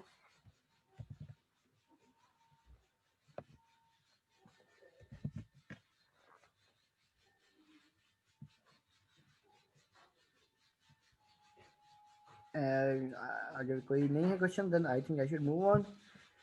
मैं आगे चलता हूँ क्योंकि अब आगे की शीट्स में कोई बहुत ज़्यादा चीज़ें नहीं हैं। पेज लेआउट के अंदर जो हमारे पास कुछ कलर कम्बिनेशन हैं, कुछ थीम्स हैं। ठीक है, आप एक्सेल की कुछ थीम्स हैं, थीम्स के अंदर कलर्स बेसिकली इन्वर्ट्स हो जाते हैं, कुछ कलर इन्वर्टेशन है इसके अंदर।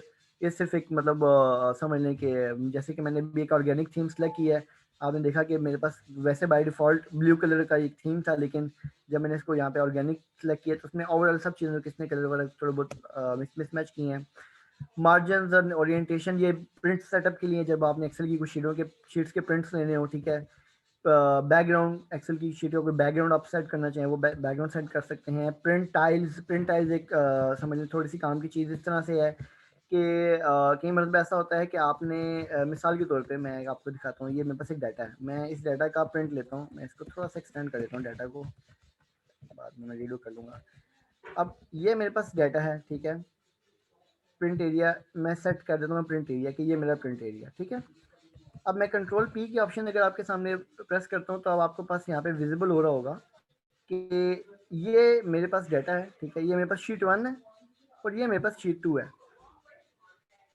ठीक है, अब शीट 1 और शीट 2 में प्रॉब्लम ये है कि शीट 1 तो ठीक है कि मेरे पास ऊपर हेडर आ रहा है बना हुआ, ऑर्डर डेट है, रीजन है, रिप्रेजेंटेटिव है, लेकिन शीट 2 देखेंगे तो वहाँ पे मेरे पास डायरेक्ट जो है ना स्टार्ट होता है सेंट्रल जर्नल। तो कोई बंदा 2 देखेगा उसको नहीं पता चलेगा 94 के 5 के, क्योंकि हेडर्स अवेलेबल नहीं है। तो आप चाहते हैं कि अगर आपने हेडर्स फ्रीज करने हैं तो आप यहाँ पे प्रिंट टाइल्स यूज कर सकते हैं। प्रिंट टाइल्स में है कि ये आपने जो rows to repeat at the top, कौन सी रोज जो आप एट द टॉप पे रिपीट करना चाह रहे हैं, आप ये पूरा का पूरा रो सेलेक्ट कर लें। ठीक है, ओके। ठीक है, अब यहाँ पे दोबारा प्रिंट पे जाएंगे, कंट्रोल पी है, प्रिंट की ऑप्शंस पे मैं जा रहा हूँ, कंट्रोल पी। ठीक है, कंट्रोल पी पे गए प्रिंट प्रीव्यू पे, तो अब आप देखेंगे ये पहली शीट है, ऑर्डर डेट रीजन रिप्रेजेंटेटिव सब कुछ अवेलेबल है। मैं शीट नंबर 2 पे आया, शीट नंबर 2 पे फिर डाटा नया है सारा, लेकिन जो हेडिंग्स हैं वो दोबारा वहाँ पे विजिबल हो रही हैं। ठीक है, तो this is basically print tiles. ठीक है, हाइट विड्थ सेल्स की, पेज की। ठीक है जी, ब्रिंग फॉरवर्ड और सेंड बैकवर्ड वगैरह सिलेक्शन पे, ये सारी की सारी प्रिंट से रिलेटेड चीज़ें हैं जो कि आमतौर पे बीइंग फाइनेंस ऑपरेशनल पर्सन मुझे बहुत कम यूज़ करने के मिले हैं, क्योंकि ख़ासतौर पे कई चीज़ों पे हम लोगों का रिपोर्टिंग का पर्पज़ होता है और वो ईमेल्स के थ्रू ही हमारी रिपोर्ट्स वगैरह जा रही होती हैं, क्योंकि हमारी रिपोर्ट्स इंटरैक्टिव किस्म की होती हैं कि जिसके अंदर इनपुट वैल्यूज़ चेंज करें और आगे रिजल्टेंट फैक्टर्स चेंज हों। ऑब्वियसली वो प्रिंट्स के ऊपर तो ऐसे मामला नहीं हो सकते, डैशबोर्ड रिपोर्टिंग या चार्ट्स वगैरह। तो बहरहाल ये प्रिंट से रिलेटेड सारे एरिया है, पेज लेआउट। आगे हम चलते हैं फार्मूलाज टैब। अच्छा यार, ये भी एक बहुत इंपॉर्टेंट टैब है। ठीक है, फार्मूलाज टैब में पहले तो हमारे पास यहाँ तक सारे के सारे एक्सेल के फार्मूलाज की लिस्ट है जो कि बेसिकली कैटेगराइज की गई है। ठीक है, मतलब रिसेंटली यूज जो भी हमने रिसेंटली यूज़ किए हैं, financial formulas, logical formulas, text formulas. ठीक है, इनके ऊपर ये मतलब मल्टीपल यहाँ पे फार्मूलाज अवेलेबल हैं। आप किसी भी फार्मूला को सिलेक्ट करेंगे तो आपको यहाँ पे उसके बारे में थोड़ी सी इन्फॉर्मेशन मिलेगी, converts a number to a text. ठीक है, कौन सा फार्मूला क्या काम करता है। ठीक है, lookup formula, area, choose, address, H lookup, offset, match formula आपने सेलेक्ट किया, उसमें आपको बताएगा कि आप एक अरे दें, लुकअप अरे दें और फिर आप उसके यहाँ पे डिटेल बताएगा कि returns the relative position of an item, formula की एक थोड़ी सी डिटेल बताएगा, ठीक है। यहाँ पे हम लोग इंशाल्लाह फार्मूलाज के ऊपर आएंगे, जब हमने फार्मूलाज के ऊपर काम करना है, बेसिक फार्मूला से फिर हम डिटेल एडवांस फार्मूलाज में भी जाएंगे। अच्छा, आगे है नेम मैनेजर। अच्छा, ये नेम मैनेजर एक बहुत इंटरेस्टिंग चीज़ है, ठीक है। नेम मैनेजर के अंदर यह मैं इंशाल्लाह आपको बताऊंगा कि मल्टीपल जगहों पे ये इस्तेमाल हो सकता है। Name manager, name manager basically है ये कि आपने किसी स्पेसिफिक रेंज को कोई नेम असाइन करना है, ठीक है। किसी भी स्पेसिफिक नेम को कोई नेम रेंज असाइन की है, या फिर आपने कोई बिल्ट इन फार्मूला बना लिया है इस रेंज के अंदर, ठीक है। वो नेम मैनेजर में आप इसको यूज़ कर सकते हैं। मिसाल के तौर पे मैं एक छोटी सी एग्जांपल बताता हूँ कि मैं इस सारी की सारी रेंज को जो है ना, नाम इसका डिफाइन कर देता हूँ न्यू, ठीक है, यूनिट अंडरस्कोर कॉस्ट। इसमें ध्यान रखिएगा कि स्पेस कभी आप यूज़ नहीं कर सकते, आपने अंडरस्कोर यूज़ करना है, कोई भी नाम यूज़ करना है, ठीक है जी। और ये इसने रेंज बना दी है, ठीक है, यूनिट अंडरस्कोर कॉस्ट एक रेंज, एक नेम रेंज बना दिया। अब इसका एक काम तो फ़ायदा ये है कि जैसे कि मैंने आपको टेबल फॉर्मेट में भी बताया था कि मैं अगर यूनिट कॉस्ट का सम या मल्टीप्लाई या कुछ भी करना चाहूँगा, फार्मूले में यूज़ करना चाहूँगा, तो बजाय इसके कि मैं रेफरेंस में मूव करूँ, मैं डायरेक्ट यहाँ से ही सम, ठीक है जी, unit underscore cost bracket close, तो यूनिट कॉस्ट का उसने सम दे दिया, या किसी भी किस्म के फार्मूले में यूज़ करना चाहूँगा, ठीक है। तो नेम मैनेजर को एक आप सिंपल नंबर्स को भी डिफाइन कर सकते हैं। सेकेंडली, आप कोई फार्मूला भी नेम मैनेजर के अंदर लेके आ सकते हैं, ठीक है। कोई फार्मूला आप लेके आना चाहें ताकि आपको, मिसाल के तौर पे एक छोटे से मैं एग्जांपल लेता हूँ कि मैं ये कहता हूँ कि जो टोटल सेल है ना, जो भी टोटल सेल है, इसका 5% कमीशन ऐड हो जाए, ठीक है, 5% कमीशन ऐड हो जाए। अब मैं क्या करता हूँ कि मैं एक नेम डिफाइन करता हूँ न्यू, बिल्कुल ये बिल्कुल बेसिक लेवल पे होता हूँ, उसका मैं नाम भी कमीशन रख देता हूँ, ठीक है। और इस पर मैं यहाँ पे फार्मूला लगा देता हूँ कि इज इक्वल टू दिस, ठीक है। अब मैं यहाँ पे एक काम कर रहा हूँ, F4 मैं प्रेस कर रहा हूँ, जिससे डॉलर का साइन आप देखेंगे मूव हो रहा है। ये बहुत इंपॉर्टेंट चीज़ है। इंशाल्लाह कल के लेक्चर में या नेक्स्ट लेक्चर में आपको मैंने जो रेफरेंसेस बताए थे, रिलेटिव रेफरेंस, एब्सोल्यूट रेफरेंस, वो बहुत इंपॉर्टेंट चीज़ है। वो मैं आपको बताऊंगा कि ये डॉलर के साइन किस तरीके से आपके पूरी की पूरी एक्सेल के फॉर्मूला कैलकुलेशंस को इफेक्ट करते हैं, वो आपने यूज़ करना, ठीक है। इस वक्त मैं सिर्फ ये परफॉर्म कर रहा हूँ, आपको बताऊंगा नहीं है, ठीक है। मल्टीप्लाई बाय 5%, ठीक है, ओके। अब मैंने यहाँ पे एक फार्मूला बना लिया। अब मुझे यहाँ पे सिंपल इसकी कमीशन निकालनी है, तो equal to commission, enter. Simple मैंने कमीशन लिखा, एंटर। मुझे ये बता किसने कहा जी कि इसकी कमीशन बताएं क्या, इक्वल टू कमीशन, एंटर। वो उसने खुद ब खुद जो भी आपने कमीशन के अंदर फार्मूला लिखा हुआ था, अभी तो सिंपल मैंने मल्टीप्लाई बाय 5% किया है, कोई भी आप कम्प्लेक्स से कम्प्लेक्स फार्मूला भी लिख सकते हैं वहाँ पे, ठीक है ना। उसको नाम दे दें, बहुत इजी टू यूज फार्मूला हो जाएगा, कि बजाय इसके कि आप कॉम्प्लिकेटेड किस्म का फार्मूला यहाँ पे एक विजिबल पॉइंट ऑफ व्यू से भी कई चीज़ें बड़ी इजी हो जाती हैं इसके अंदर। बेसिकली नेम रेंजेस के और भी बहुत सी जगहों पे काम, वो इंशाल्लाह with the passage of time cases आते जाएंगे, तो हम उनको डिस्कस करते रहेंगे कि नेम मैनेजर में और क्या क्या चीज़ें पॉसिबल हो सकती हैं, ठीक है। ये सारा एरिया नेम मैनेजर का ही है। नेम मैनेजर आपने डायरेक्टली कैसे करना है, डिफाइन नेम के जरिए कैसे करना है, सिलेक्शन से कैसे क्रिएट करना है, इंशाल्लाह नेम मैनेजर के ऊपर मुझे डिस्कस करेंगे। आगे आते हैं फार्मूला ऑडिटिंग। अच्छा, फार्मूला ऑडिटिंग आपकी कम्प्लेक्स शीट में बहुत हेल्प करता है, ख़ास तौर पे कई चीज़ों में। इनके तो हम लोगों ने बिल्कुल शॉर्टकट्स रटे हुए हैं। फार्मूला ऑडिटिंग ये होता ये है कि आपका एक फार्मूला कहाँ से शुरू हो रहा है और कहाँ तक इम्पैक्ट कर रहा है, ठीक है। मिसाल के तौर पे मैं आता हूँ, ये मेरे पास एक फार्मूला लगा हुआ है सम का, ठीक है। अब मैं कहता हूँ कि यहाँ पे ट्रेस प्रीडिसेंडेंट्स, कि ये बेसिकली किन नंबर्स को लेके फार्मूला बना हुआ है, ठीक है, किन नंबर्स को लेके फार्मूला बना हुआ है। और सेकेंडली ट्रेस डिपेंडेंट्स, की ये फर्दर किन के ऊपर डिपेंड कर रहा है। अभी ये फर्दर किसी पे डिपेंड नहीं कर रहा, ठीक है ना।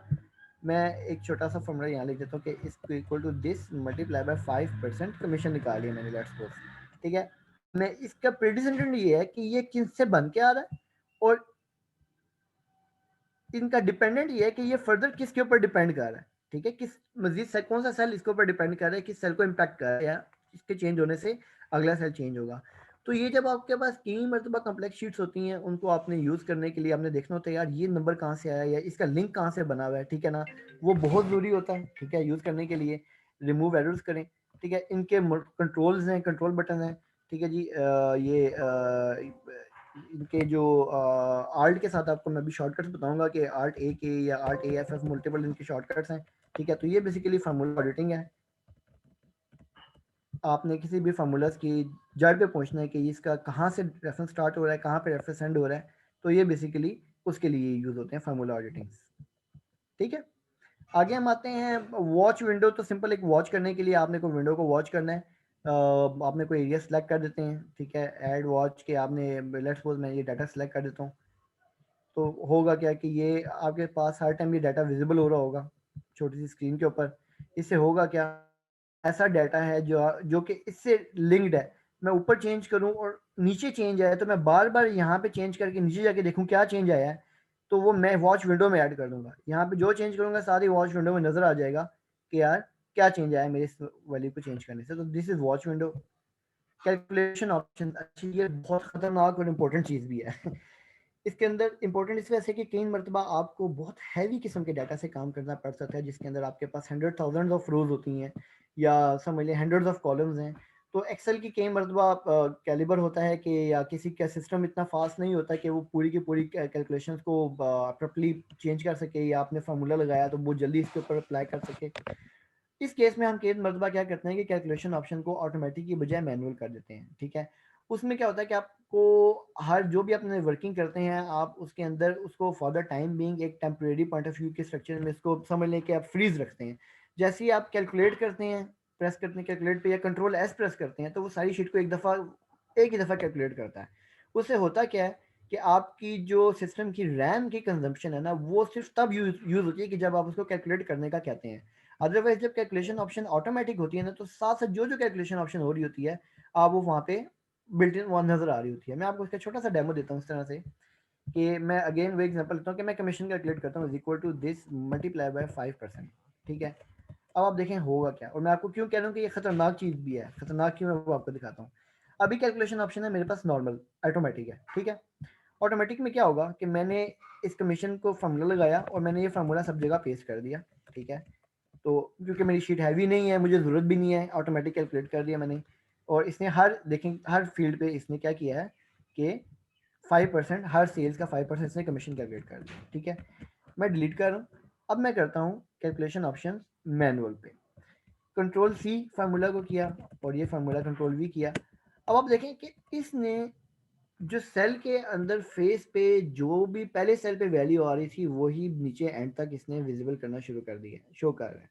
ठीक है, उसकी वजह क्या है कि अब ये ऑटोमेटिक कैलकुलेट नहीं कर रहा। या तो आप अभी कंट्रोल एस प्रेस करेंगे या आप कैलकुलेट नाउ पे क्लिक करेंगे, तो वो क्या करेगा कि सबको एक ही दफ़ा कैलकुलेशन करेगा पूरी की पूरी बुक में।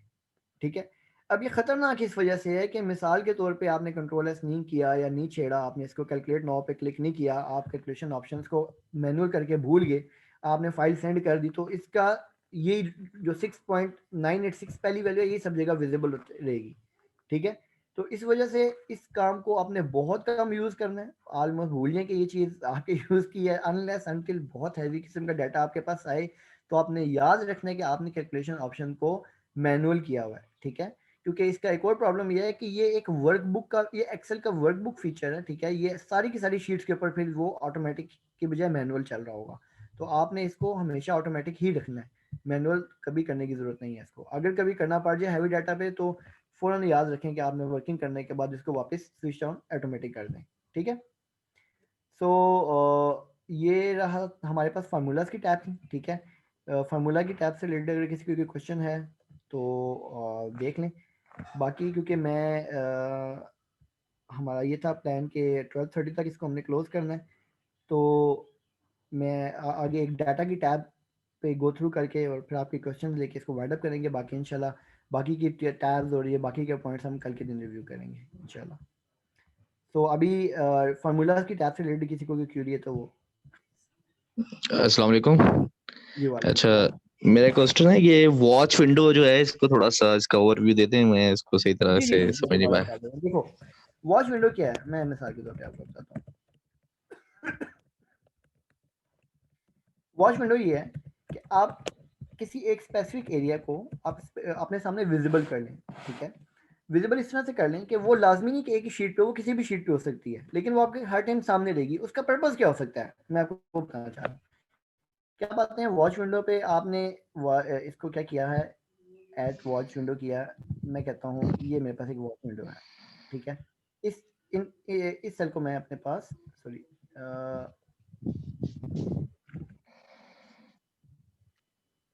मैं इस डाटा को क्लियर करना चाह रहा हूँ।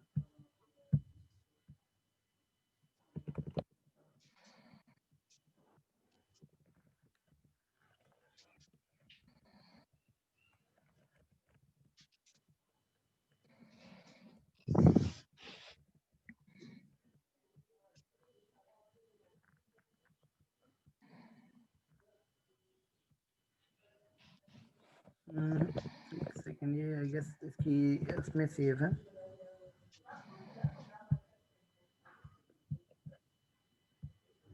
ये मैं भूल गया हूँ कि इसकी वॉच विंडो का डाटा क्लियर कैसे होता है। मैं यहाँ पे दोबारा इसको फाइल को ओपन करता हूँ, एक सेकंड लीजिएगा मुझे।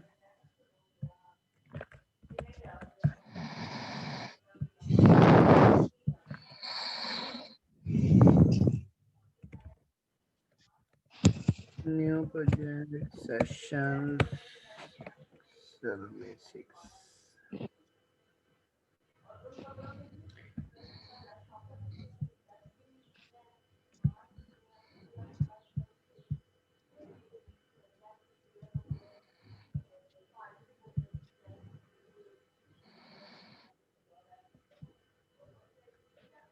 जी हाँ, अच्छा मेरी विजिबल हो स्क्रीन तो बताइएगा।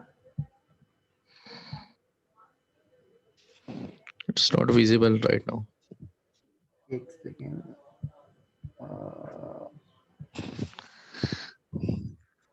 जी अभी विजिबल हो रही। Yeah, it's visible. अच्छा मेरे ख्याल से एक और प्रॉब्लम भी हो सकता है, आपको शायद वो समझ भी ना आया हो उसमें कि वॉच विंडो की लेदर से विंडो ओपन होती है। ये आई डोंट नो ये विंडो आपको नजर आ रही है या नहीं आ रही है। राइट साइड पे विंडो नजर आ रही है आपको? Yes, आ रही है। Yes, आ रही है। ये वॉच विंडो जी नजर आ रही है। ठीक है। अच्छा अब देखें इसके अंदर ये है वॉच विंडो के अंदर कि आप मिसाल के तौर पे इसका यूज़ क्या है। यूज़ ये है कि अब मिसाल के तौर पे मैं ये चाह रहा हूँ कि मेरे पास ये जो कॉलम है ना यूनिट कॉस्ट, ठीक है, इस कॉलम ये या यूं कर लेते हैं, ये जो है यूनिट सोल्ड का कॉलम है। मैं चाह रहा हूँ जी कि मैं ये वैल्यू ऐसी वैल्यू पर ऐड करूँ कि ये टोटल हो जाए 5000 के इक्वल, ठीक है ना। या मैं क्या चेंज करता हूँ तो इसके ऊपर क्या चेंज आता है। अब बजाय इसके कि मैं यहाँ पे 28 को 58 करूँ, नीचे जाके देखूँ अब क्या हुआ जी, नहीं ये तो 74 to 72 हुआ है। अब मैं जाके देखूँ 100 करूँ, फिर नीचे जाके देखूँ अब क्या हुआ है, नहीं यार अभी भी रहता है, मैंने 5000 करना है। तो वॉच विंडो में मैंने एक एरिया सेलेक्ट कर लिया जो कि हर टाइम मेरे सामने विजिबल होगा, ठीक है। अब इसमें क्या होगा कि मेरे पास यहाँ पे आ रहा है जी कि मैंने अपने इस वैल्यू को, इस सम को मैंने लेके आना है 5000 के ऊपर, ठीक है। इस सम को मैंने 5000 पे लेके आना है, ये वाला सम है, ठीक है। तो मैं यहाँ पे वैल्यू ऐड करता रहता हूँ। मैं इसको 1500 करता हूँ, ये तो 5000 हो गया, समथिंग हो गया। 500 करता हूँ तो ये 4700 हो गया, ठीक है। 530 है तो ये 4744, मतलब समवेयर अराउंड। इसको इस पर्पज़ के लिए हम लोग यूज़ करते हैं कि ताकि हम लोग जो इम्पैक्ट हमारा इसके फार्मूलाज की बेसिस पे आ रहा है तो ये चेंज करने से वो क्या चेंज हो रहा है। तो बजाय इसके कि मैं मल्टीपल की दूसरी शीट के अंदर मेरा डाटा पड़ा हुआ है, यहाँ पे चेंज करने से दूसरी शीट पे क्या डाटा चेंज हो रहा है उसको वॉच करने के लिए मैं यहाँ पे एक छोटी सी विंडो ओपन कर लूँगा, उसको रेंज दे के कि भाई वहाँ पे जो भी चेंज आना है वो मेरे पास यहाँ पे सामने विजिबल हो, ताकि मैं उस हिसाब से अपनी इनपुट वैल्यूज को चेंज करूँ। तो ये बेसिकली वॉच विंडो का पर्पज है। Okay, thank you so much, अब समझ आ गया। Thanks a lot. जी एनीवन एल्स?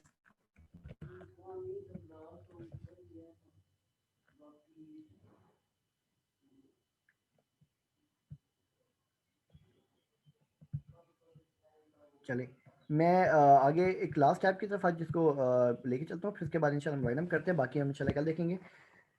डाटा अच्छा डाटा भी हमारे पास एक बड़ी इंपॉर्टेंट चीज़ है, बहुत इंपॉर्टेंट एरिया है। इसके अंदर काफ़ी काम के टूल्स अवेलेबल हैं हमारे पास डाटा के अंदर, ठीक है। डाटा के अंदर सबसे पहली चीज़ जो हमारे पास आ रही है गेट एक्सटर्नल डाटा या न्यू क्यूरी।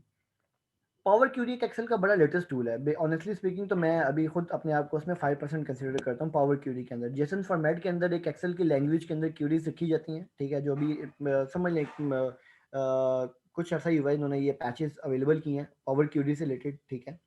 तो पावर क्यूरी एक बड़ा ब्रांड न्यू टूल है। बेसिकली डाटा को ऑनलाइन मुख्तलिफ वेब सोर्सेज के साथ या फिर एपीआईज, आजकल मुख्तलिफ कंपनीज मुख्तलिफ वेबसाइट की एपीआईज होती हैं जो कि लाइव डाटा शेयर करती हैं अपने यूज़र्स के साथ आप उनकी सब्सक्रिप्शन ले सकते हैं और उनका एपीए परचेज कर सकते हैं। उससे होगा क्या कि उनका जो भी लाइव डाटा है, चाहे वो स्टॉक्स का डाटा है, चाहे वो डिजिटल करेंसी का डाटा है, चाहे वो कोई लाइव स्पोर्ट्स से रिलेटेड स्कोरिंग का डाटा है, वो लाइव आपके पास एक्सेल के अंदर हर एक मिनट रेट दिया होता है कि हर मिनट बाद रिफ्रेश होगा, 2 मिनट बाद रिफ्रेश होगा। उसके लिए छोटी बहुत क्यूरीज होती हैं जेसन फॉर्मेट के अंदर, उसकी अपनी क्यूरी लैंग्वेज है।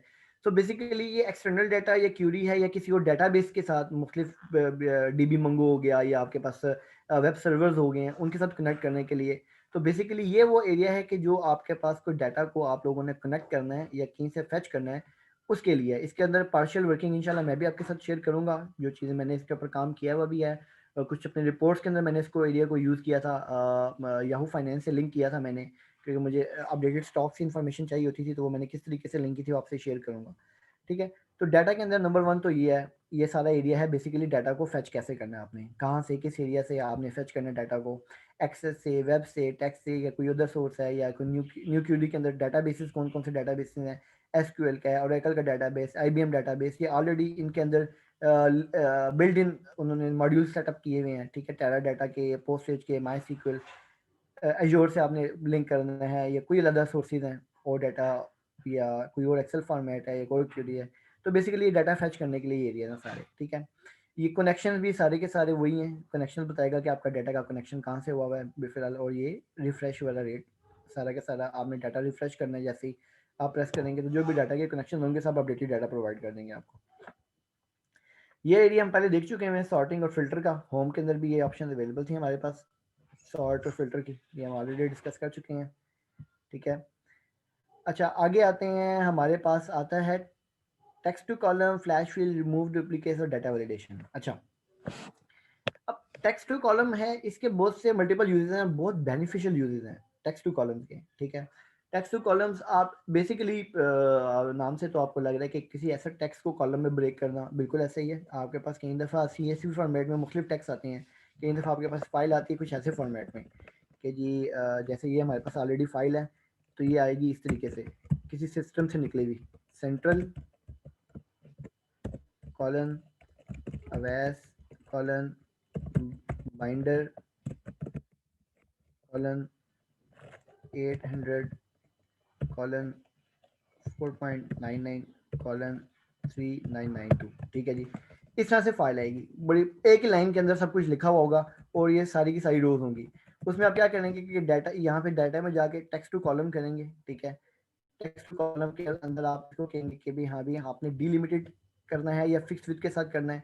डिलिमिटेड करना है तो उसको सेपरेट किस चीज़ से करना है, टैब से, सेमी कॉलन से, कॉमा से, हमारे केस में सेमी कॉलन डाला हुआ है। ठीक है, सेमी कॉलन से आप करेंगे, फिनिश करेंगे, तो वो क्या होगा कि सब अपने अपने कॉलम्स में मूव हो जाएंगे। कई दफ़ा आपको मुख्तलिफ डाटा बेसिस से रिपोर्ट्स मिलती हैं, वो CSV फॉर्मेट में कॉमा डिलिमिटेड, उनका नाम ही लिखा होता है कॉमा डिलिमिटेड रिपोर्ट। आपने इसको चेंज करने के लिए इस तरीके से आप टेक्स्ट टू कॉलम में यूज़ कर सकते हैं। अच्छा, कई दफ़ा ऐसा होता है कि कुछ डाटा होता है जो कि उसकी फॉर्मेटिंग कई दफ़ा गलत हुई हुई होती है।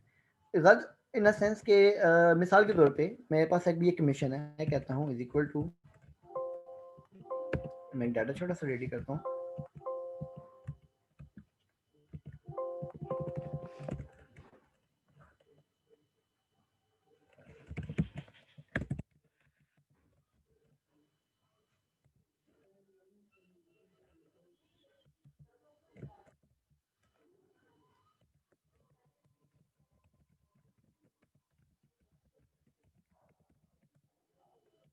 अच्छा, अब ये मेरे पास एक डाटा है। ठीक है, ये हैं तो सब के सब नंबर्स हैं।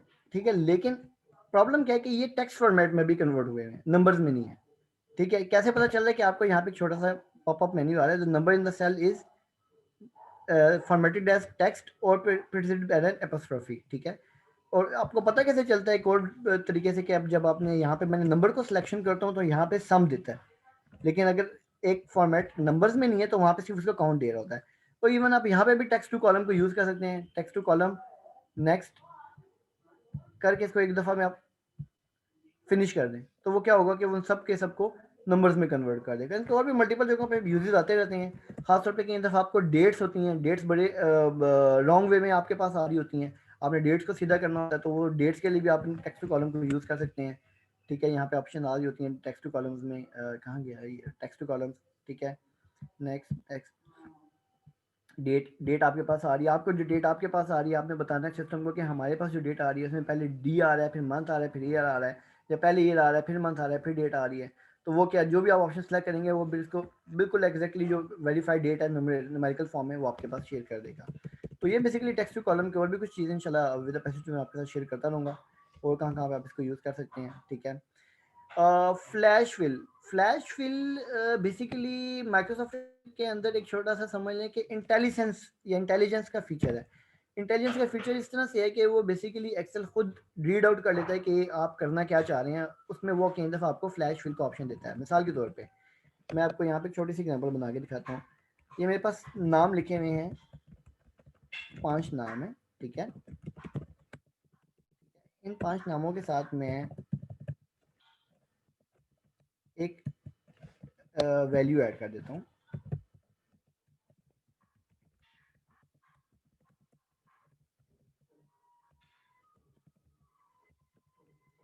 ठीक है, ये मैं यहाँ पे इनके साथ अपने ये मैंने नाम ऐड कर दिए, ठीक है।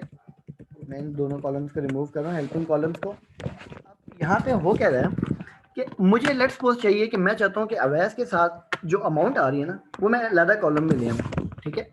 या ये जितने भी हमारे पास नाम आ रहे हैं इनके साथ जो अमाउंट्स आ रही है मैं इनको अलग कॉलम में ले आऊँ, ठीक है। तो इसमें करूँगा क्या कि मैं लेट्स सपोज 506506 ये अब आप देखेंगे कि हुआ क्या है। मैं इस एरिया को सिलेक्ट करता हूँ और फ्लैश फिल पे क्लिक करता हूँ। कहाँ ये डेटा फ्लैश फिल। अब वो क्या करेगा कि उसने अपने इंटेलिजेंस के जरिए चेक कर लिया कि आप बेसिकली करना क्या चाह रहे हैं, और वो आपको बेसिकली खुद बजाय इसके कि आप खुद मैनुअली टाइप करते जाएं, आपके पास हज़ारों लाखों लाइनें हों, आप सिर्फ 2 नंबर्स के साथ काम करें और वो उसके ऊपर खुद ही चेक कर लेगा कि इन दो पहले सेल्स के साथ आप लोगों ने क्या प्रोसीजर किया है, वही प्रोसीजर वो फिर बॉटम द लाइन पूरे डाटा पे अप्लाई कर देगा। तो ये बेसिकली फ्लैश फिल का फंक्शन है, ठीक है। अच्छा, उसके बाद आते हैं रिमूव डुप्लीकेट्स। और नाम से आपको पता चल रहा है कि रिमूव डुप्लीकेट्स में कई दफ़ा होता है कि आपको कुछ डाटा के अंदर डुप्लीकेट्स नहीं चाहिए होते हैं। मिसाल के तौर पे, या आपने कई दफ़ा देखना होता है कि यार मेरे डाटा के अंदर यूनिक चीज़ें कितनी हैं। मिसाल के तौर पे रिप्रेजेंटेटिव, आपसे कोई पूछ ले यार कि इसके अंदर रिप्रेजेंटेटिव आपके पास हैं कितने, तो कौन कौन से हैं, टोटल कितने रिप्रेजेंटेटिव हैं। आप इस डाटा को कॉपी किया, यहाँ पे आपने पेस्ट किया, ठीक है, रिमूव डुप्लीकेट्स कर दिया, ठीक है। अब वो क्या करेगा कि जितने भी डुप्लीकेट्स हैं उन सबको रिमूव करके आपको यूनिक वैल्यूज दे देगा। तो भाई हमारे पास 11 रिप्रेजेंटेटिव्स हैं जो काम कर रहे हैं और यही उनके नाम है, एक ही दफा उनके नाम आ रहे हैं। तो ये बेसिकली रिमूव डुप्लीकेट्स हैं। Okay, Avais, our अच्छा, time is up now, so we have to stop the session and we can resume tomorrow. And inshallah, very quickly we will cover these 2 tabs and then we can start our advanced session. ठीक है sir, मैं आगे data से related और बाकी चीज़ें कल इंशाल्लाह रिव्यू कर लूँगा, क्योंकि हमारे पास कुछ और चीज़ें थोड़ा सा Yes, area if you available था। guys have any question, you can ask. Otherwise, we will wrap it up.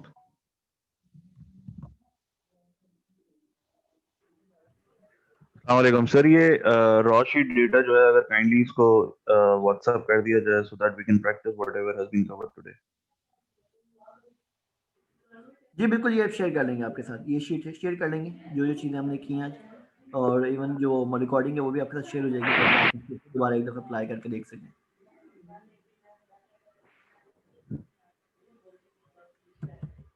Thanks a lot for amazing lecture. Thank you, thanks a lot. Anyone else guys?